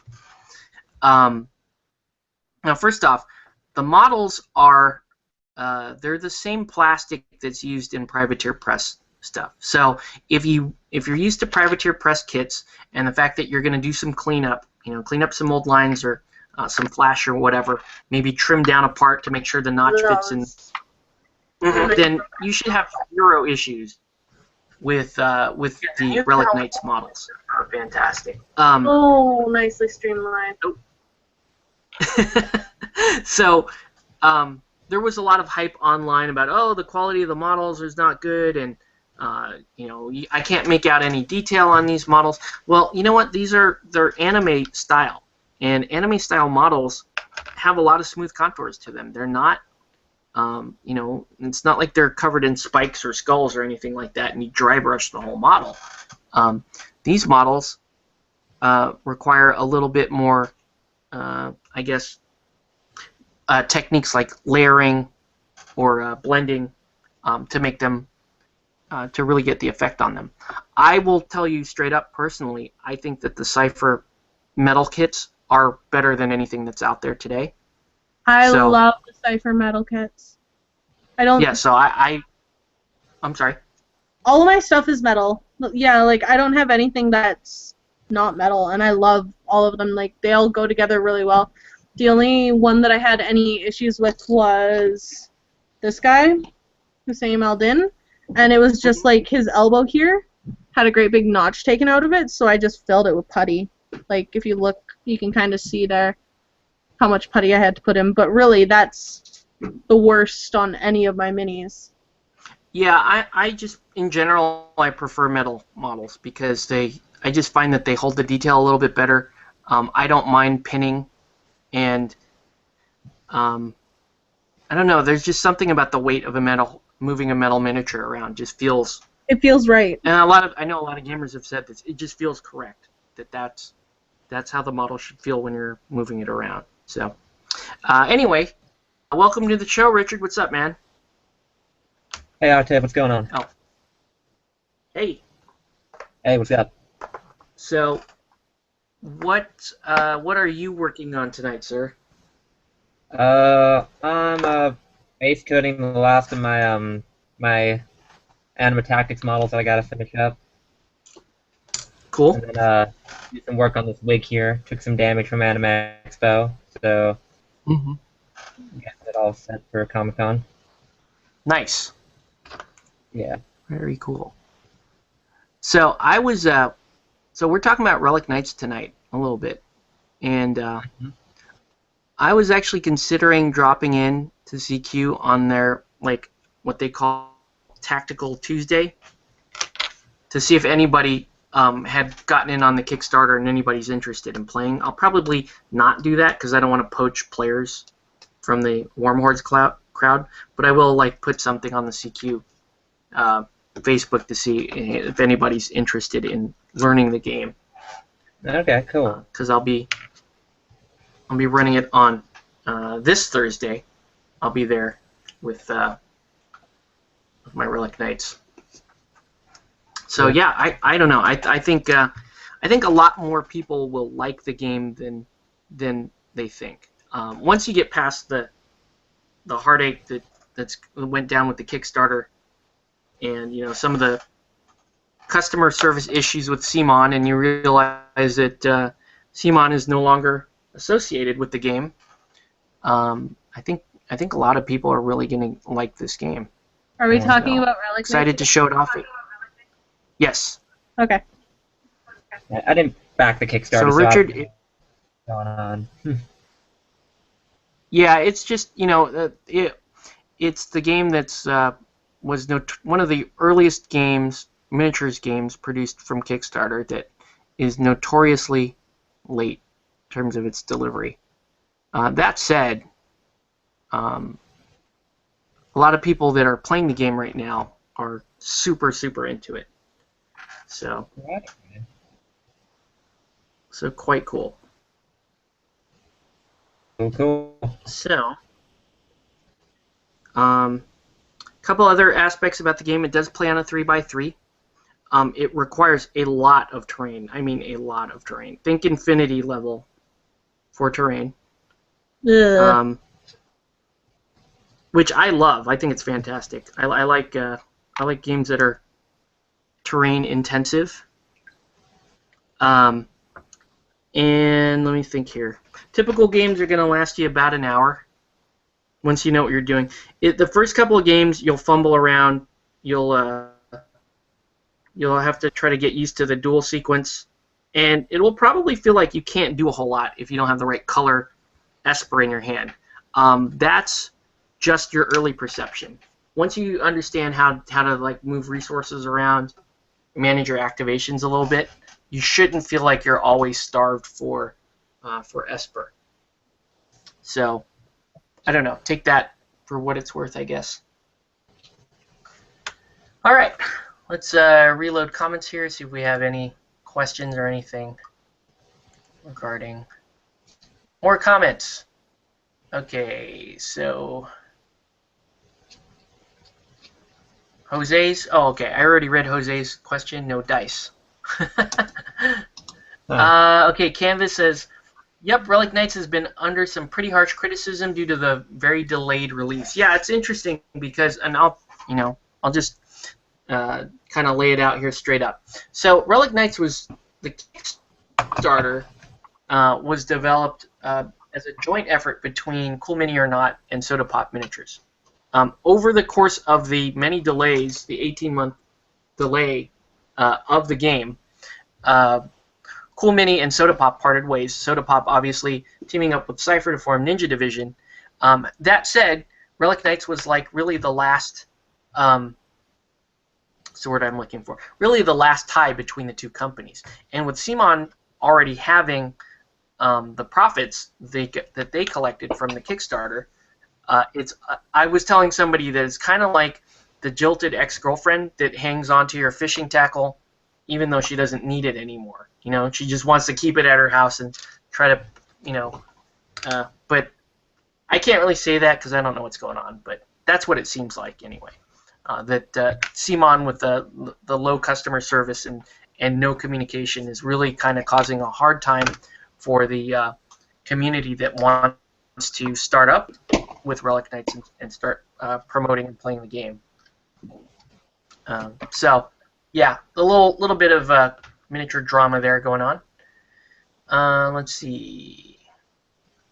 Oh, an earlier comment about Stan Lee. Wow, Stan Lee isn't overrated at all. He hasn't been relevant to comics in over 20 years. Who cares? You can still say you met him. Troy Perez. I thought the two-sided cards were weird too. Also, they should have given the different colored Espers different shapes so colorblind players could give the game a try. Yeah, that's a good point. Everything is circular on the cards. That is a very good point. That is a very good point. Yeah.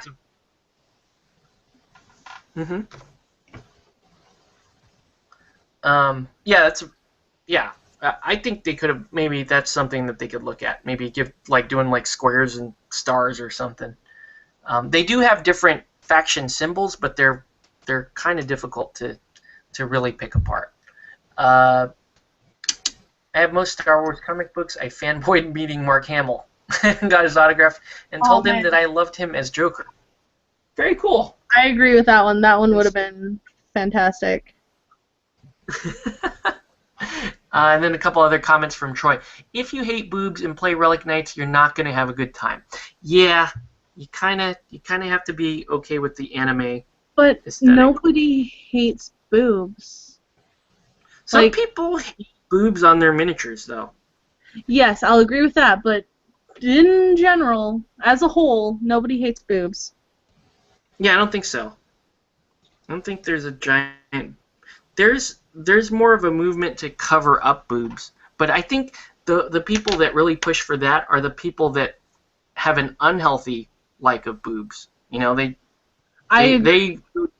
go too far with the boob likeage, and then they try to enforce that unhealthy. So that they don't have to deal with their issues. Yes. Yeah. That is Yes, how I feel as a lady. I feel like there are too many people that have too many unhealthy enjoyment of boobs that they're trying to force girls to cover up boobs and miniature companies to cover up boobs, and I think that's stupid because who doesn't love boobs? Right. Like look at this. She's beautiful. And she's got boobs and they're just out there. Yeah. Boobs are fantastic. And I agree. Anybody who doesn't like boobs, there's something really, really wrong. Like, get help at that point. Like, but the thing is, girls like boobs, guys like boobs, even gay guys like boobs, like, just boobs. Yeah, even gay dudes can appreciate a good set of boobs. It's true. Yeah. I don't know. My wife says the same thing you do. She's like, you know what? If the miniatures have boobs on them, great. Give them nice boobs. Show them boobs. It's cool. This is a fantasy game. Like, we're not. Yeah, it's not like we're not putting together our miniature robot guys, you know, to try to somehow improve society or you know, enforce a moral code upon people. You know, we want to push our little mans around and roll some dice or flip some cards and be happy with that. So I'm mini rant over. Mini of the show. Oh, nice. Cool. Show it off. I'm all done with Tarek. Very cool. Yeah. Wait, can you talk again to hear the big screen? Oh, okay. Talking la la la so you guys can see Tarek. Nice. Nice.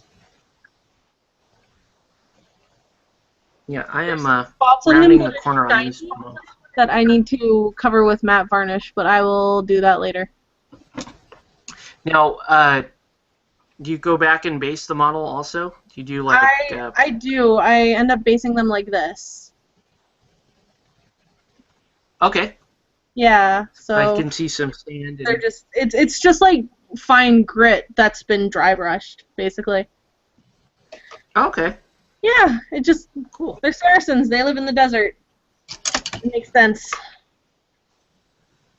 That is true.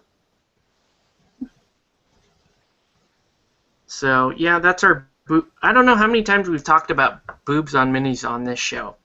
I've done it quite a bit. I feel like Viv and I were talking it's a about. good topic. It's a good topic, and it's a very relevant topic especially with all the new mini stuff coming out, like Relic Knights and even like Anima Tactics and Eldorado has. They have their share of boob and under boob. Mm-hmm. I think of all the boobs sculpted on miniatures, Kingdom Death. Yeah, that's a lot of genitalia In general. period.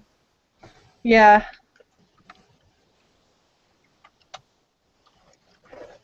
So, what is your opinion on Kingdom Death and the amount of uber boobage that they've got? It doesn't bug me. Boobs, they're beautiful. Like, they're just boobs, right? Like, I think how can you not appreciate their sculpts? Like, I just don't understand how people can't appreciate the sculpts, especially because, like, they have the pin-up sculpts, and then they have the non-pin-up sculpts for Kingdom Death, and the non-pin-up sculpts are just gorgeous. Like, it's beautifully sculpted. I agree. When I first saw some of the Kingdom Death stuff, it grabbed me a little bit. Like whoa, that's going kind of far. But at the same time, I thought to myself, hey, you know what? I've been to art museums and art shows where the artists actually know an artist, a female artist, and basically all of her work is genitalia in some way or other. Even and it's like metalwork. There's sculpting. There's a lot of cool stuff done there. And I'm going, okay, well, if I can view that in context and say, okay, that's art and that's something cool and I can appreciate that. Exactly. What really makes this any different? Why is what we do any different? Yeah. I mean, the guy sculpting Kingdom Death, Adam, I think, he's a brilliant guy. He's a talented artist. And you know what? He's not the that's only his vision. That designs the minis. His wife also helps him design the minis. He just that's cool. Okay, did not know that. Yeah. Okay. A couple of years ago, I was actually talking about doing a collab with them. That just never happened. But there were talks. That's cool. Which is the first step to doing anything. Yeah, so I don't know. I agree. I'm not really. Kingdom Death has some stuff that kind of shocks me a little bit, but at the same time, I don't.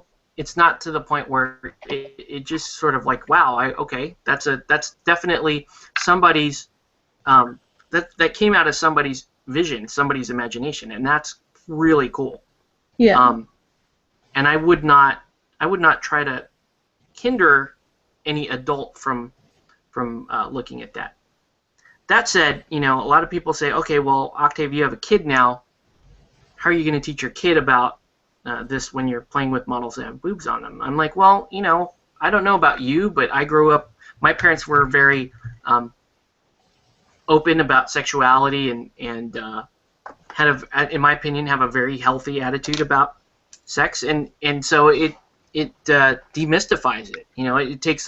It takes the stigma and the power away if people are just open about, hey, this is what sex is really like, and this is just fantasy.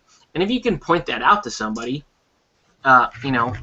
with somebody that say has a brain, then my opinion, you're probably not going to have very many problems with it. And I think I grew up with a very healthy attitude towards sex and sexuality because of that. I agree with everything that you're saying. Like myself, my mom's really into Gustav Klimt, and we would have his paintings all over the house, and there's a lot of boob in those, and other just art that my mom loved, and just a lot of nakedness, and it's just something I was around my entire life. Like, my mom wasn't like, here, look at this, but she was like, this is art that I appreciate. This is okay. Some of what you're going to see is not going to be okay, but that's for you to decide. Really said that. Grayson, his dad paints minis. Not as small as ours, but he paints, little statuettes and stuff. And he has, a whole collection of very fetishy statuettes that he just finds beautiful sculptures, and they are beautiful sculptures. But it's something that Grayson grew up around, and I think it's given both of us an extremely healthy outlook on sex. Cool.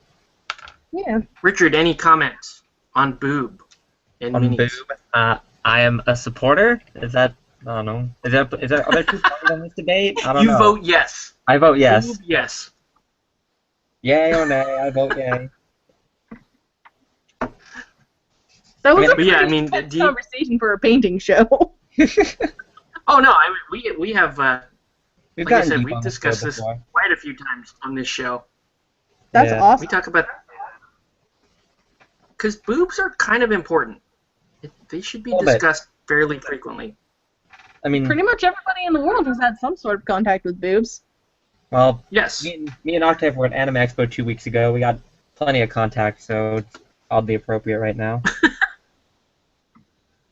The maybe jarring too much part about AX for me is the number of guys walking around in just tidy whities. The number of 80-pound dudes. They owned it, but they owned it. They owned it.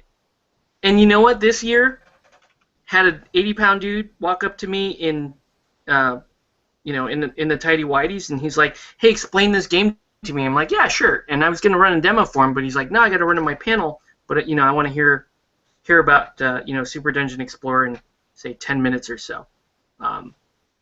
So that was cool. Demoing for cosplayers is interesting. I had one lady there who had a fully enclosed mask, so I couldn't hear her.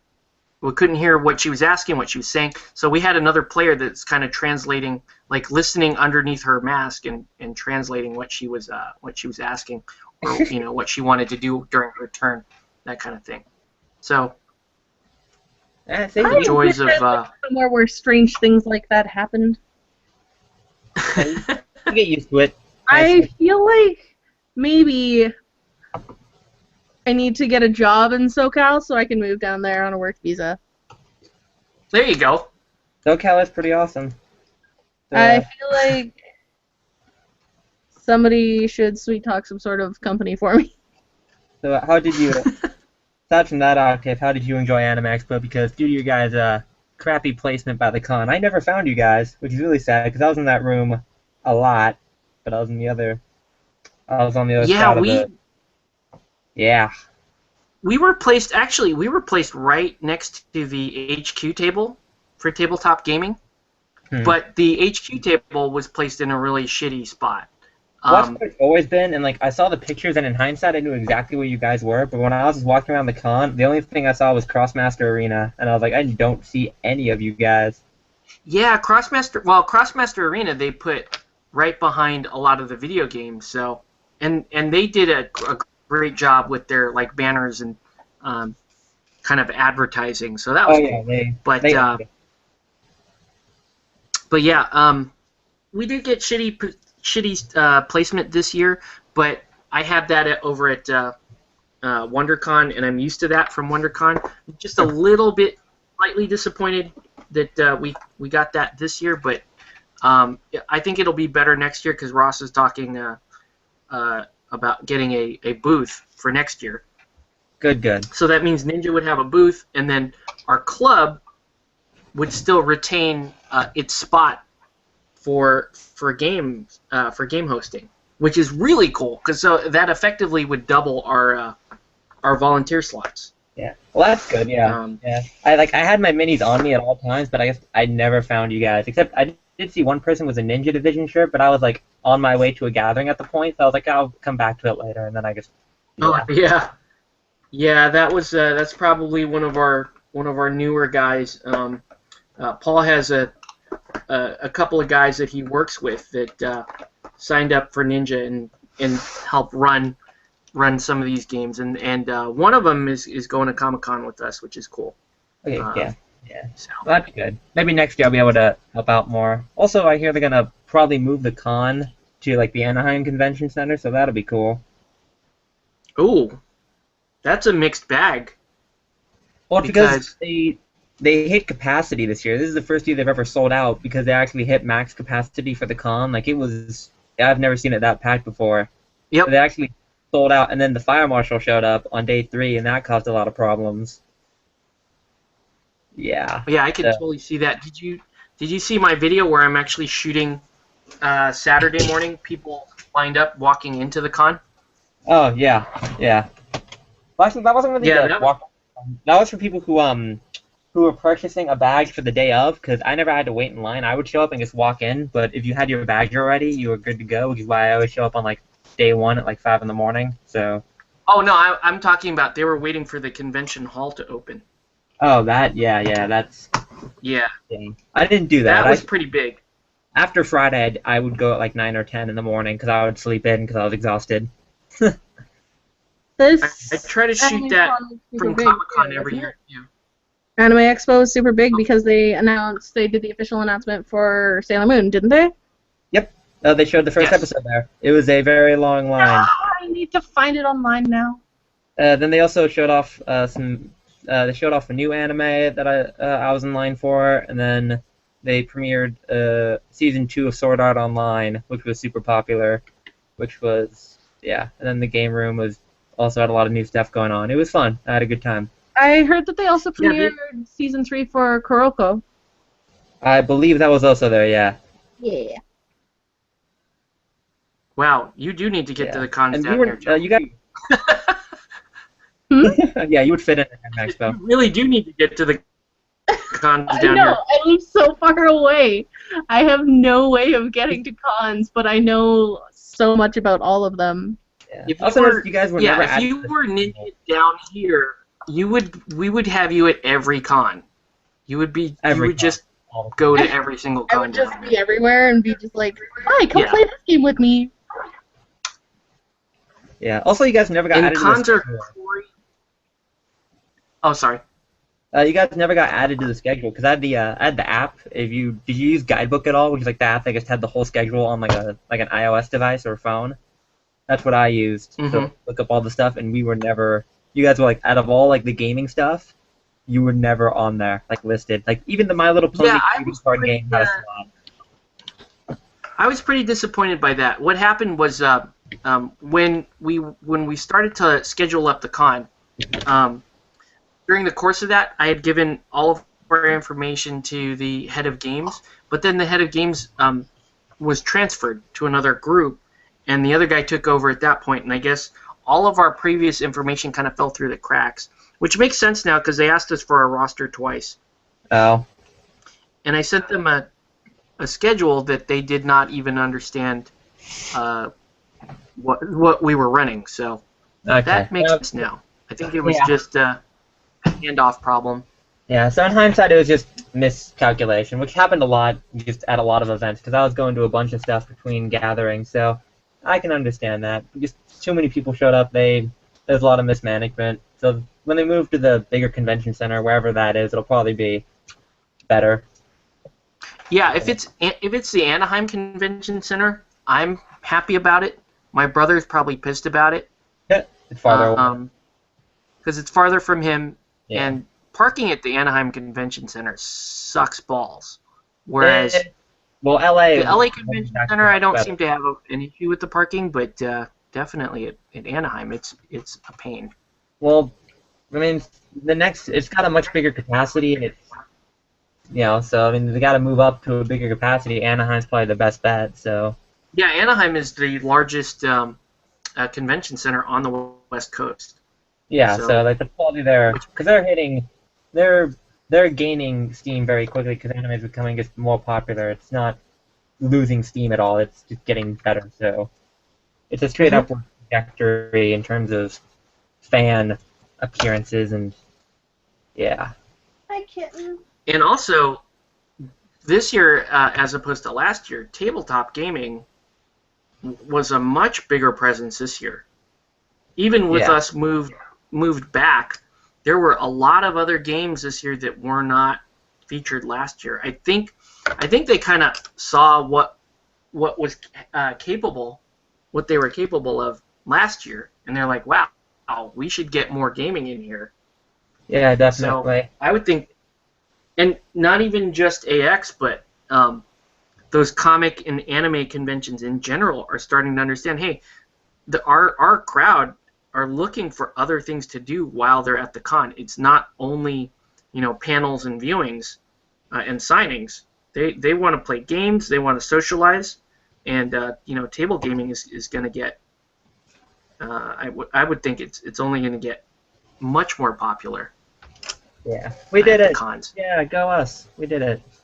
Yay! Yeah, Yeah. and Yay, And tabletop Ninja is nerds awesome taking over because- the world. Drop the balloons. yes. And that's actually part of the Ninja Division strategy is, hey, we want to they wanted to get in on these cons, and they want to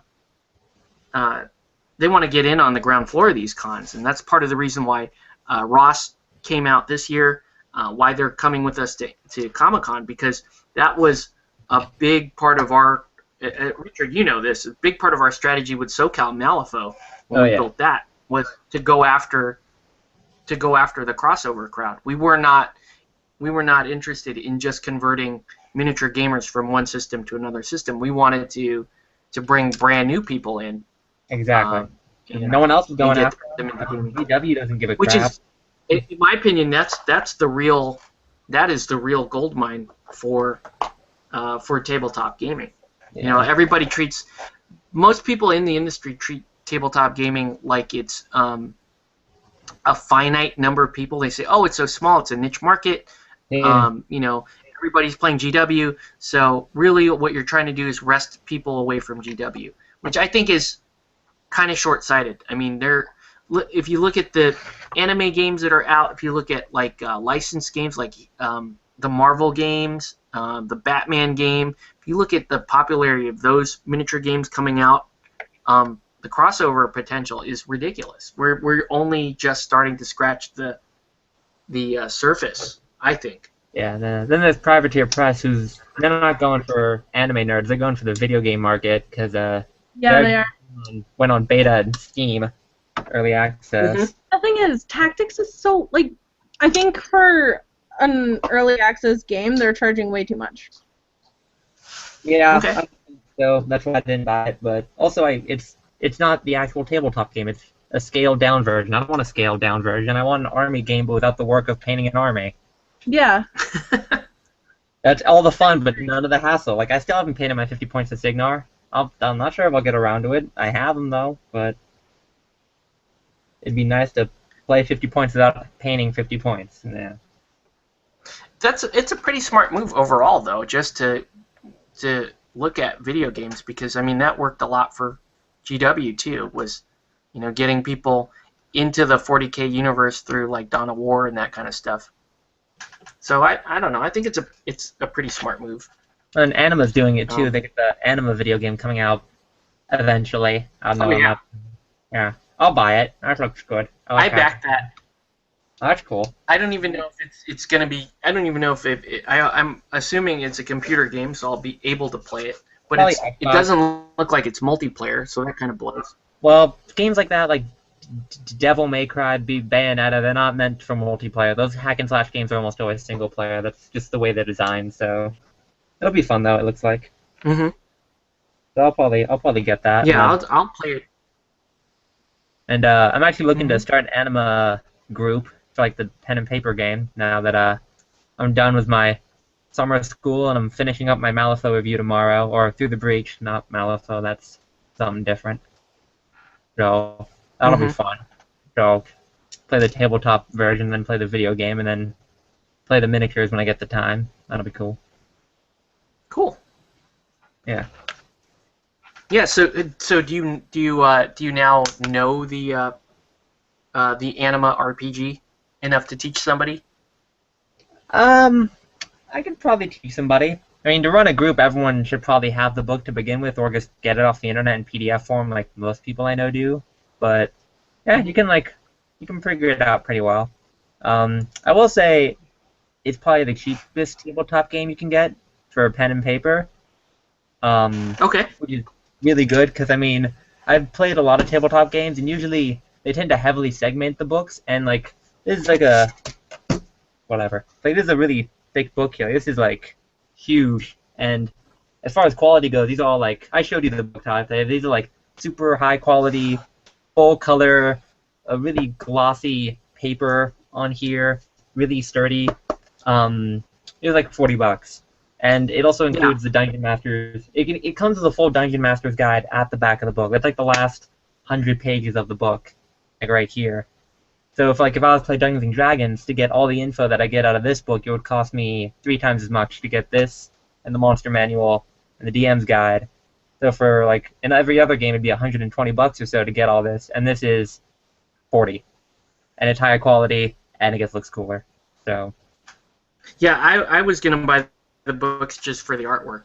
I mean, I don't know enough about RPGs to really like get heavy into them, but to me, I want them just for the, if only just for the artwork. I mean, it is super complicated, but like, the dice system, you only need D10s for everything, so for the price, it's probably the cheapest game to get into, and it's got the highest quality books. Like, this is such a good, it's really stupid to get nerd out about a book, but like, everything in here is super detailed.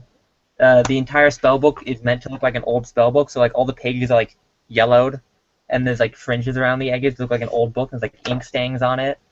It's got all these really detailed like and white drawings, so it's super cool. It's really complicated, but let's see if I can get some people to play. Probably over Roll20, which is like an online role-playing service for free that lets you play pen and paper games. It's like Vassal, but it's got a lot more tools for it. Okay. Since I can't make it, not all the people in the general area are free, so that's going to be really cool. If you wanted to bring it by on like one of the CQ Thursdays, I'd be willing to try it.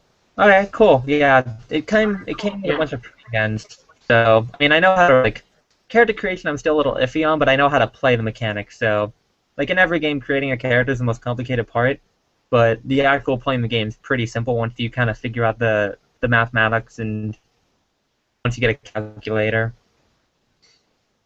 That's cool. Yeah. It's And then, so, Richard, what do you have you had a chance to look at any of this Relic Knight stuff that I've been hyping lately? No, I was gonna see if my brother wanted to join me on Thursday to come down and play some demos, but I haven't. I've seen the models basically, and I've heard you talk about it. And that's about all I know. But it looks cool. I like the style, very mecha anime-y. You bring that in Anima Tactics and Super Dungeon Explorer, you'll have like, and you actually get good placement at Anime Expo next year. You're gonna get a lot of people, so that's cool. Yeah, even with the bad placement, we the whole. I worked the Saturday, and I was running 3-player SDE demos, and I had hit about say 25 to 30 people before lunchtime. Yeah. Which was insane. Because if you can run a demo at 15 minutes for 3 people, you can do that kind of output. Yeah. So hopefully next year I'll be able to help out, but that'll be nuts, especially if you can get good placement if they do go to a new convention center, which they probably will, and then just those 3 games and maybe have someone make a banner, like you had the SoCal Malifaux banner the first time you went. Oh, I have a banner. Helped. Mm-hmm. Yeah, we had a banner this year too. Oh, I never saw it. Yeah, we now my brother and I each have a banner. Oh, that's cool. So And maybe I'm just blind, but then again, I was bouncing around a lot. That's a good explanation. Maybe that's what happened. I didn't see the. But yeah, I saw a lot of stuff, but I was bouncing back and forth between conventions, and I got stopped a lot for people to take pictures, and I was just meeting random people. I ended up at one point getting so distracted, I guess ended up somehow wandering into like this area where they were playing like N64 games on like the flat screen in the game room, right? And ended up playing like Pokemon Stadium for like half an hour in front of a crowd of people. I'm not sure how I ended up doing that, but that's just my general mindset. Was just me bouncing all around and just doing all sorts of random stuff when I was there. That's cool. Yeah, it was a good time. So, is there anything for Comic-Con this year? Is there anything in particular that you're looking forward to seeing? There's some Magic the Gathering stuff that I want to go see. I want to go see if I think they're going to have a Guardians of the Galaxy panel that I want to go to, because I really like those comics, and the movie looks really good. Okay. And I might go to the Castle panel again, just to see Nathan Fillion, just like I did the last time I went. Now, last year they had the 10th anniversary of Firefly, but they didn't do it on site. Huh. They did it privately. Kind of a bummer, because they had all the cast there, but Yeah. That's weird. yeah. And then I'll be there in cosplay, so I'll be going to gatherings and meeting new people like I was at Anime Expo, which is, in my opinion, half the fun of going to a con is get to show off your costumes like this or this wig and horns that I put all that effort into. So that'll be cool. Yeah, cosplay for me is I appreciate what people do for it. It's just a cool hobby to kind of spectate from the outside. Yeah, I feel like a lot yeah. of people will keep asking me for my picture. They like to have just the image, but they wouldn't probably want to do it themselves. It does take a lot of work, but I thoroughly enjoyed it. It was awesome. I'm actually thinking about doing some Anima Tactics cosplay next because no one does that, and I think that's terrible. And it's a good segue. You can like talk to people about your game. Yep. Through your cosplay, which is kind of cool. Yeah. Exactly. So I already got the blueprints made up. I got the list of materials. So I'm gonna go get to work on that eventually. Cool. Okay. Yeah. Let's see here. We are over the 2-hour mark now, and it's getting kind of late. I'm gonna reload comments another time here.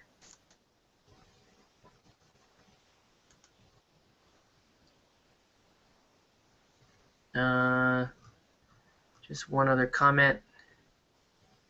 Where'd it go? I don't play much video games. I just been liking to build and paint minis. Yes. Yeah, I haven't played a video game since Warhammer Online.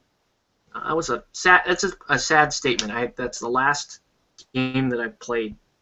I do like MMOs, but man, I understand. What's that? That's an old statement because that game's been dead for like years. Yeah, that game has been dead for some time. But I had an online guild for a number of years, and I understand how enveloping an MMO can be. So I generally try to avoid them these days. But yeah, even the guys from the old guild still hit me up and like, hey, when are we gonna play a video game again? I'm like, I have a baby and I paint minis now. But yeah, Would you consider? it would be fun if I could control myself to where I play an hour of an MMO a week. Then I'd be totally cool with it. But I know me, I'd get hyper obsessed and I'd make a whole show about it, and we'd talk about boobs, and that's what would happen. So. That's a good show. 10 out of 10. Oh, looks like Robert Nolan popped in to say, just dropping in before I head to sleep. Keep it up. Just got my RK stuff today. Shattered Sword, very nice, dude. I'm waiting for my Shattered Sword stuff to show up because I am looking. As of right now, I have one Eldorado mini left to paint, and that's Iron Chef, which I withheld for tonight just so I can paint the Void Knight. That's it. I gotta wait for Kickstarter stuff now. So I'll be working on terrain, I guess, for the next couple days instead. So yeah. And then Evron Machina just popped in to say hi. What's up, Christopher? Hope you are going to show up Thursday because we're going to try to get in some more gaming, obviously. So yeah. Cool. So yeah, we're over the 2-hour mark now. I'm probably going to shut down and try to get some shut-eye. Do you guys have any other comments or anything before we pack it up here? No. I may go back to streaming on my own. If anybody Cool. wants that. Yeah, actually, you know what? We should. I'm not tired. What I'll do is. And Okay. am I allowed to plug the podcast on here? 'Cause I think Go that's for it. Absolutely, yeah. Plug away. Please do. everybody should go listen to Total Command, the Eldorado Hobbycast, because I think we're amazing. Yeah, if you're new to the It game is a or really fun. want to hang out and listen to 3 Canadian idiots talk about a game that you guys enjoy, you should definitely come check us out. Our website is total-command.com. No www, just total-command.com. Nice. Very nice plug. Very professional sounding. Yeah. It's well, because I'll, they yelled at me when I don't plug it properly. He gets angry, and then he hits me. Whoa. I know. Should we be calling somebody on your behalf? Or? It's really not okay. No, we're working on sounding more professional and legitimate and less full of dumbassery. I don't know. think That's part of the charm, though. Yeah. I don't Yeah. think anyone in the tabletop community does professional and not dumbassery. then we're You gotta solid. have a certain amount of skill mastery. Yeah. Goodness, then you guys are gonna love this Well- next episode. Nice. Well, yeah. What I'll do, what I was thinking of doing is actually I'll plug your. I can do another. I can drop in the link to Total Command under the description for this video. I think if they let me edit that, and then try to plug your YouTube channel, get you some more viewers for your live streams because I think that's really That'd cool. be awesome because I'm literally just gonna be streaming. Well, I'm almost actually done painting all my stuff now, but as I get more stuff, I'll be streaming, and I might do like lore reads and stuff, and Oh, nice. yeah, do some stuff that everybody's Yeah. been talking about, but nobody's done. Yeah, and then we get you some viewers on we get you some subs, and you can plug the podcast there, and you get some cross plugging going on, and everybody wins, and it's great. I kind of feel like maybe we should stop saying the word plugging. Yeah, that was a lot of plug. There's a lot of plugging going on in this group. Very cool. Okay, let me load comments one last time, and then I think I'm gonna sign out here. I'll take a picture of this guy, the Void Knight, and his little cipher, and post that on the SoCal Tabletop group and the Relic Knights group. So. And I will leave a comment on the SoCal group with the stuff that I painted, and I will post my stuff on the Cypher page and my Total Command Nice. page. All right, cool, very good. Well, thanks guys for joining me for some painting tonight. Hope you guys got some stuff done, and it was definitely fun. The topics that we discussed. So, thanks to you guys. Thanks for everybody watching. And yeah, head over if you guys are staying up. Head over to Jill's stream. In fact, Jill, yeah, if you'll post a link to your stream on the SoCal Tabletop, which I'm going to add you to right now. I have already been added. Oh, cool. Somebody took care of it. Nice. Yeah, so if you do that, then I'm sure the folks here that are watching this stream will cross over and watch the other stream. For sure. Oh my goodness. All right, everybody, have a good night. We will catch you on the next one. All right, later. See you guys later.